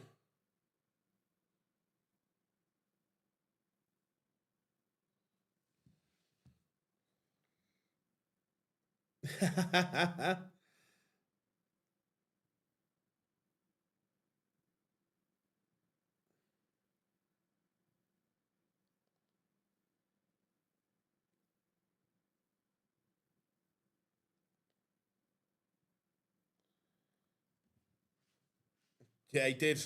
He did destroy Germany's hopes. Chizzy not at the match play at the moment. No.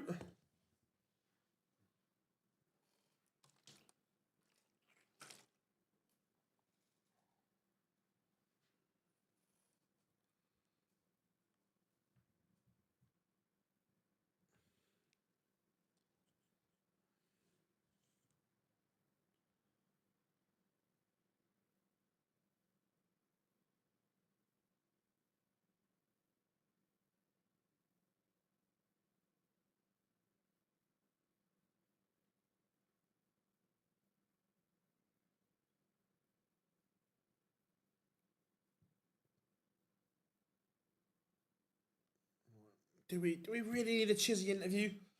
Can we just get the players on stage?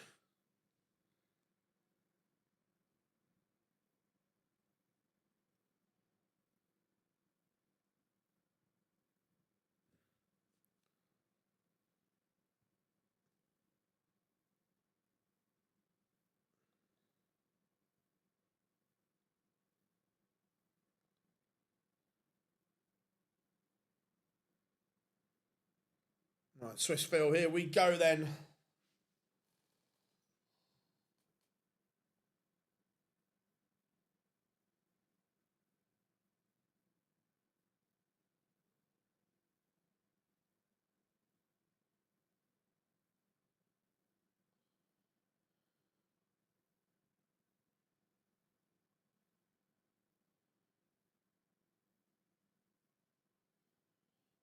Chizzy at top of the walk on.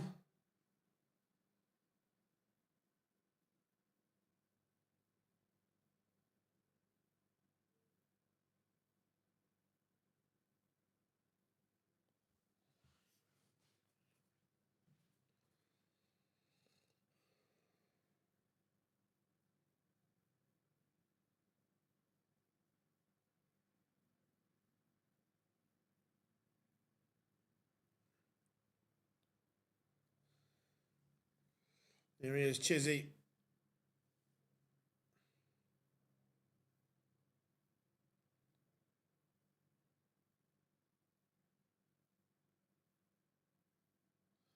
On the stage.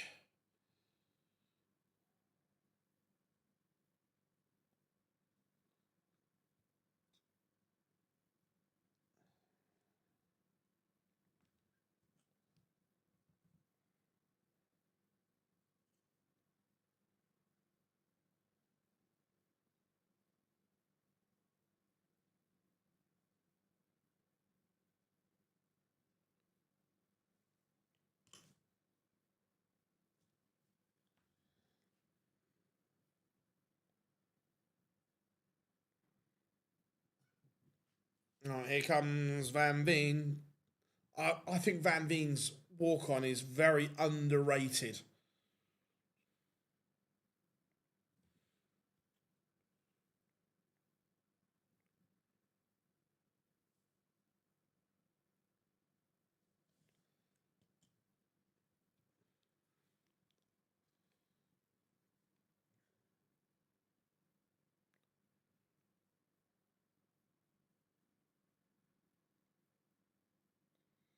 Right, here he comes.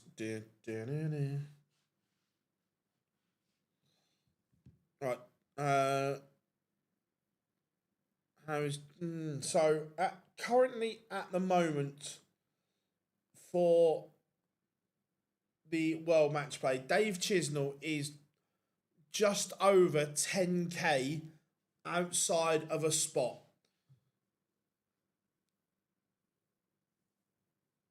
So defeat here, and defeat here, and I still don't think he makes it. But he's going to have to get to. So only if he wins the event would he. That if he wins the event, he's going to the match play because that would put him on to 91. But even a final puts him just outside.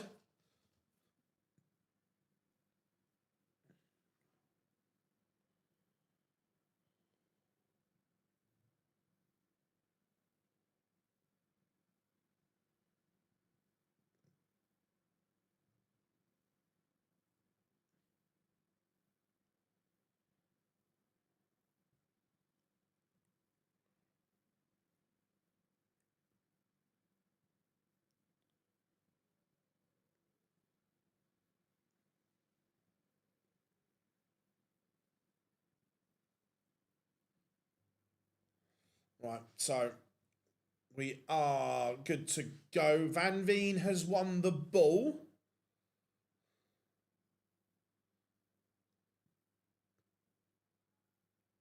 Remember, Van Veen, three-time finalist on the European Tour. Still yet to win one, despite being European champion.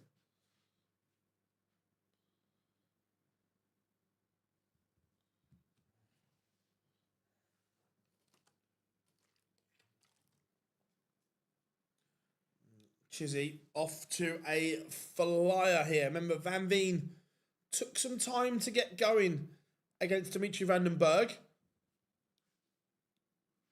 Once he got going, he played lovely. But he can't be giving Chizzy that much room. And already the Van Veen throw is under pressure. Chisnell has taken the darts here.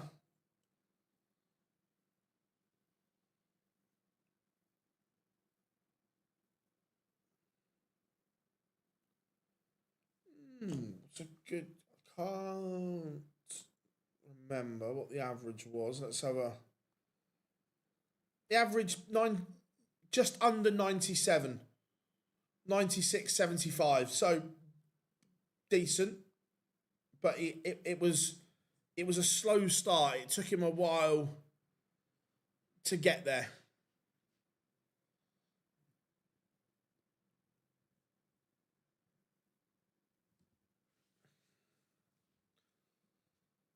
All good, mate, all good. No, I've not watched it since. It's done. It is what it is. Chizzy to break here in leg one. Van Veen not at the races. And Dave Chisnell does break 1-0 to the Rascal. He's just a Wascal. Chizzy Wascal.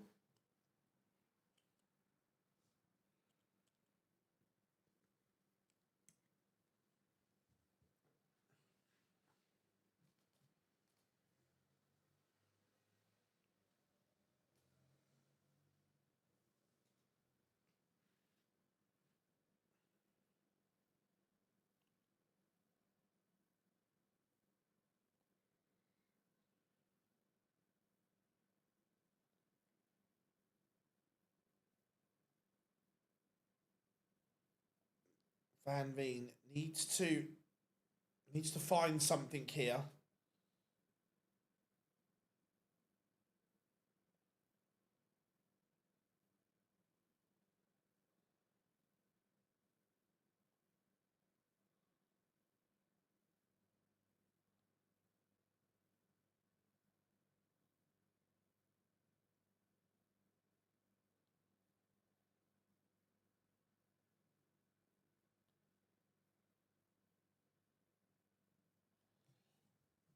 Right now, it is one-way traffic.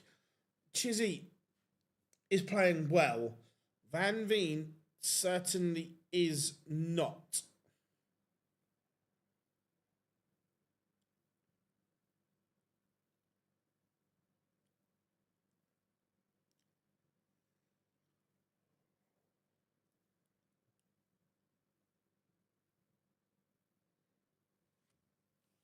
Has a lot of work to do here, Van Veen, to up the levels. Phil, who would you drop from the Premier League next? It depends what format they're going to and so on.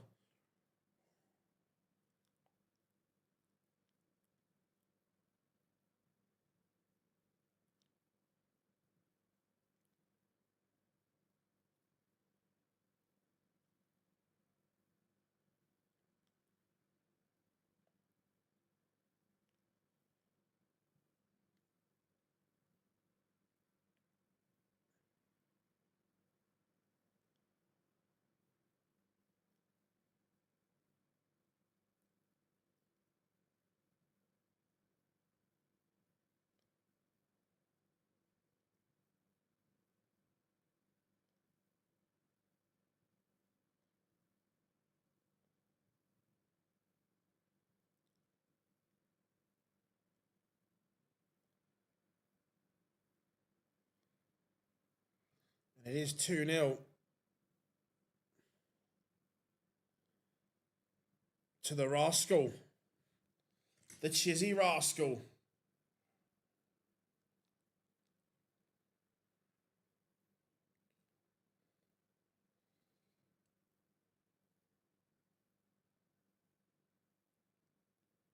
Van Veen needs to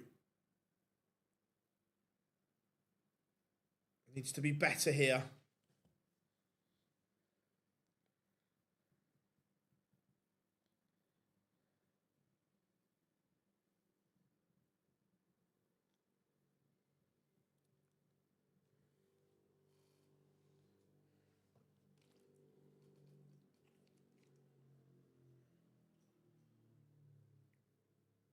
Better from Van Veen here. He seems to have awoken.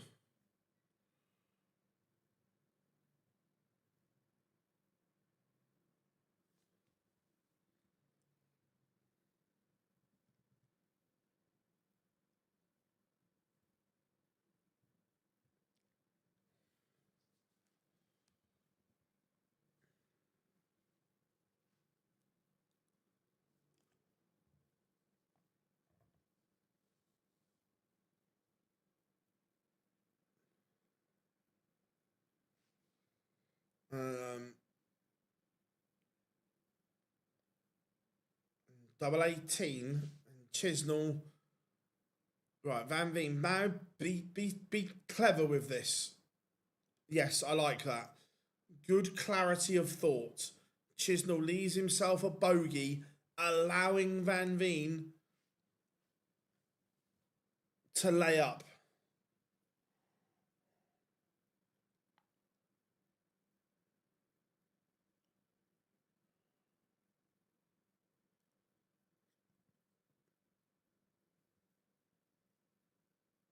Van Veen gets a leg on the board.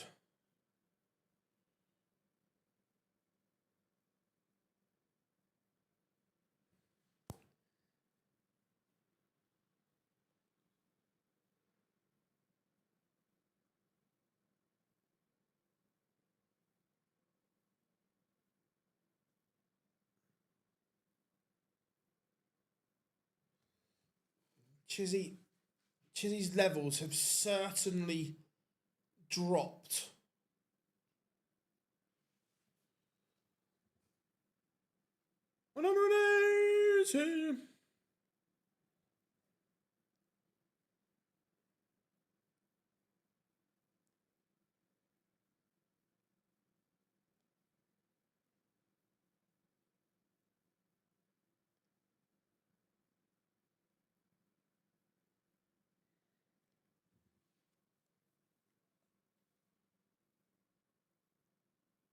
Now Chizzy has just found a little switch again, but certainly the levels dropped when he went 2-0 up.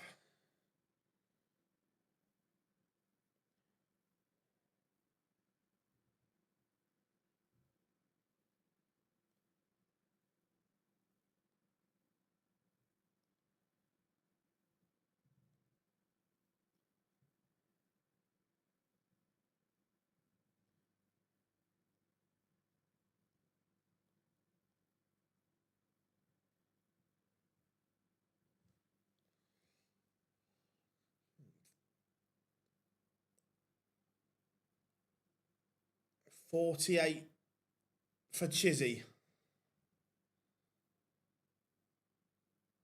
And pins tops. That's a big, big dart. Massive dart.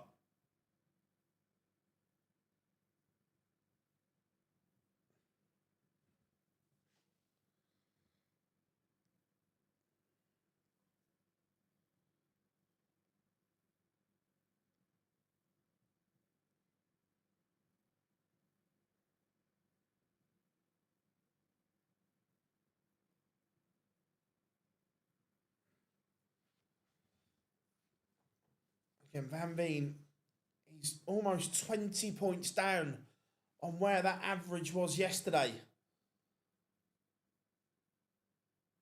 It looked like he'd found something yesterday in terms of getting back to his best.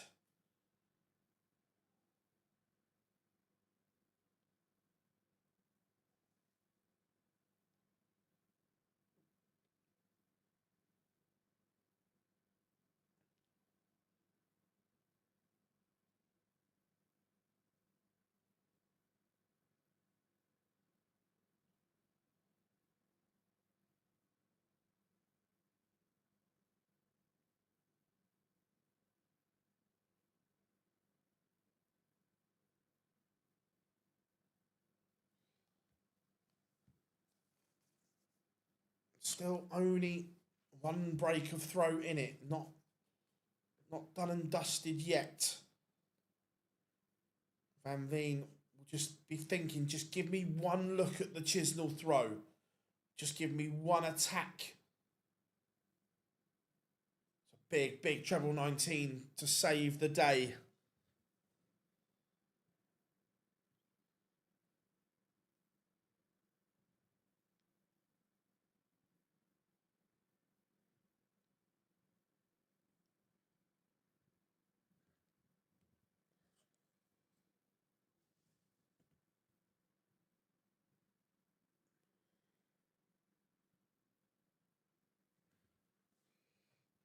Treble 18, perhaps. That was the MO.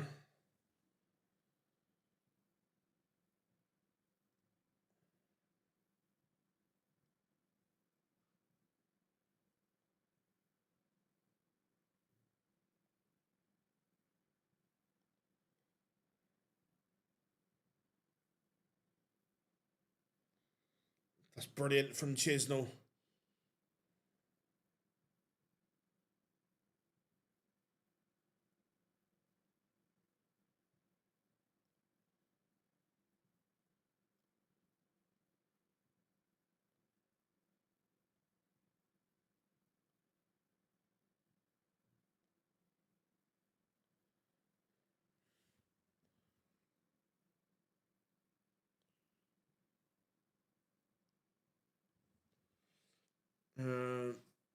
It's a big moment. Chizzy's he's only averaging 91, but he's doing the big moments. The throw is still horrific. It is still snatch central, and it's like, but he's winning, which is the important thing for Dave right now. It's not about the performance, it's about finding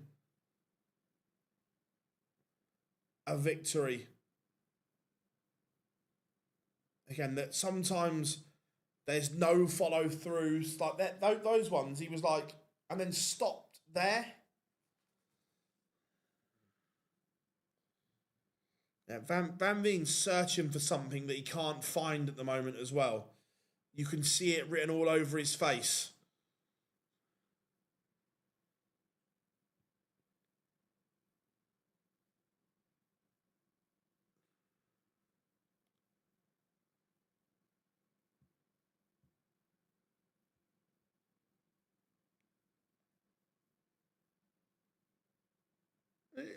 He might well be, but the rankings are there for a reason, and MVG hasn't done enough.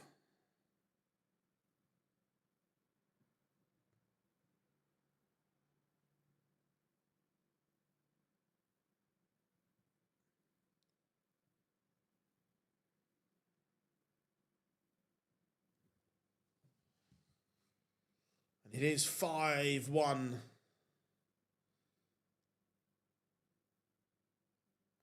No, I agree. It's not been great from either player. But he's just doing enough when it matters, Dave. In the key moments, he's delivering, and that's what he's doing well.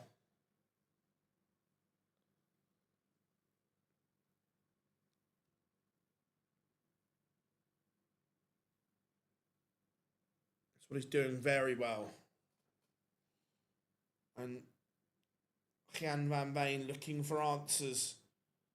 And those answers aren't there at the moment. And Chizzy is probably going to wrap this up 6-1.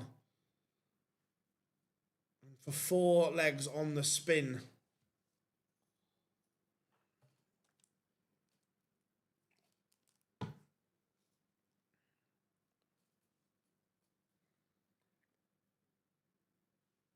Leaves 1-3-1.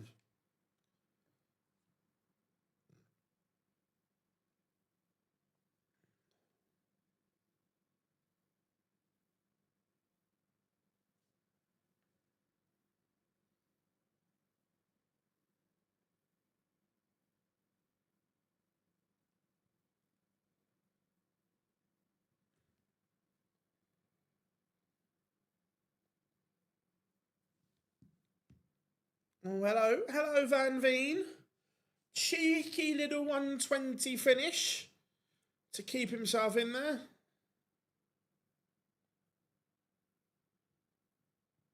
No, he hasn't, but he still won a TV title in the last year,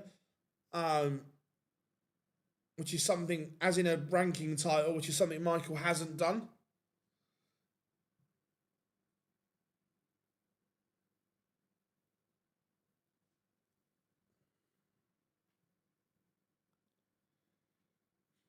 Now, comebacks have to start somewhere. And look, let's be fair. Dave Chisnell can be flaky. If you can put it on him, he might fold.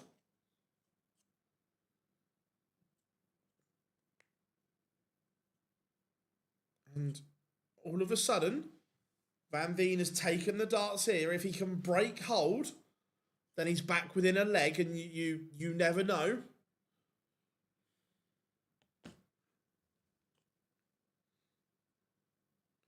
That's a good reply from Chisnell.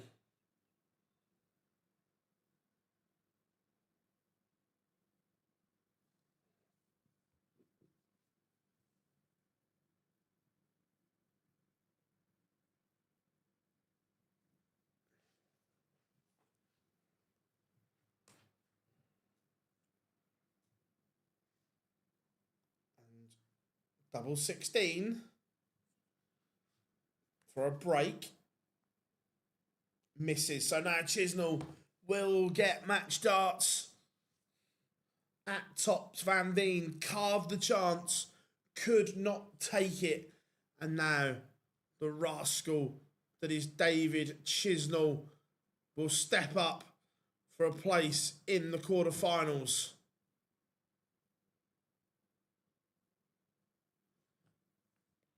David.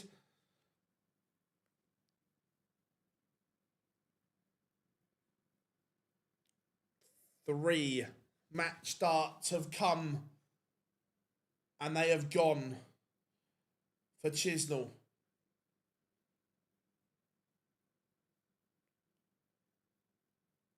And now is Van Veen just in the ascendancy.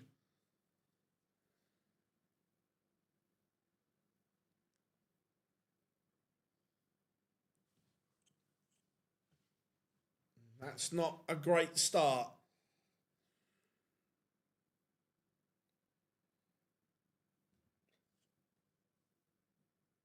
It might be happening.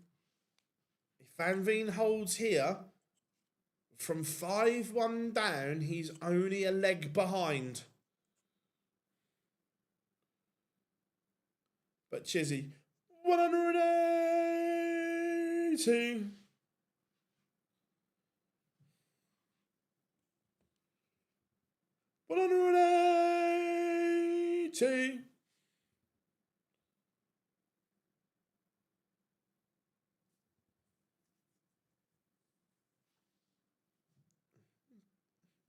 Where has this scoring from both of them come from? 12. Oh, you cheeky little bugger. I wonder if he knew if Chizzy was on a throw. And I'm going to hear the commentary.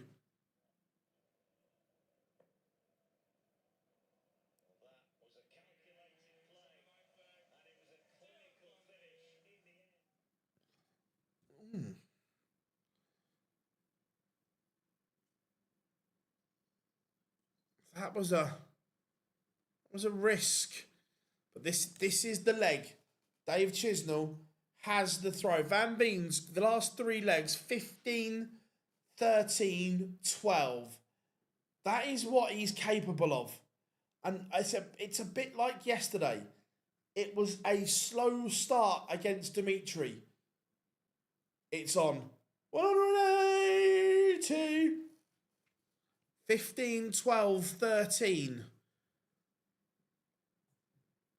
This would be catastrophic if Chisnell loses from 5-1. And Van Veen has taken the darts here. He's down to a finish first.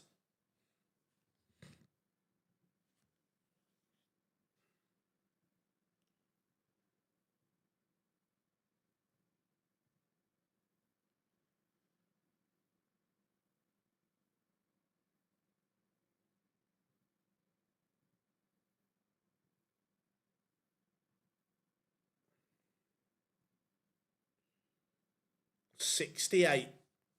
Chisnell 155 to win it. This would be so Dave Chisnell.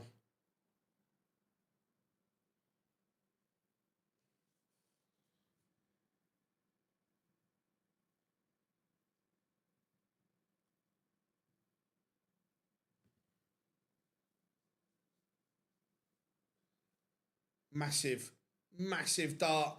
And he's done it. We're level. We're 5 apiece. Oh my.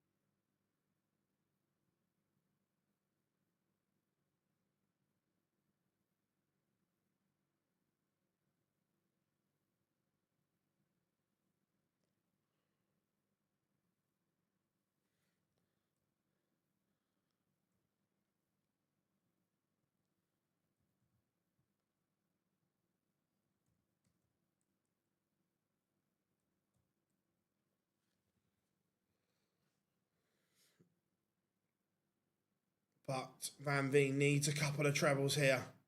Needs at least one. It's advantage Chisnell again.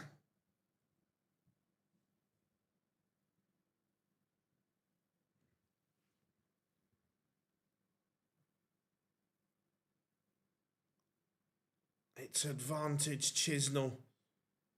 Or is it? Or is it?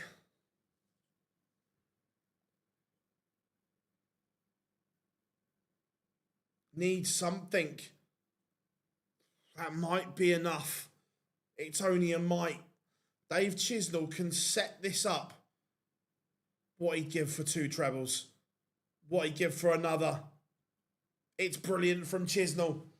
He's found something when he needed it. Van Veen, can you respond again? You can. 80 Van Veen, but Chisnell is going to get a look at 116. 16 tops.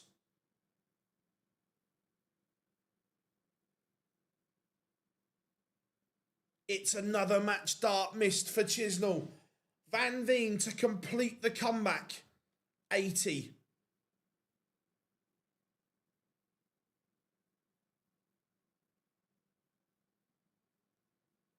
Single 20 tops.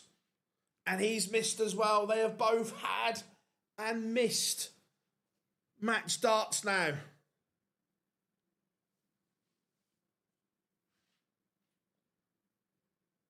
Is Chisnell going to compose himself?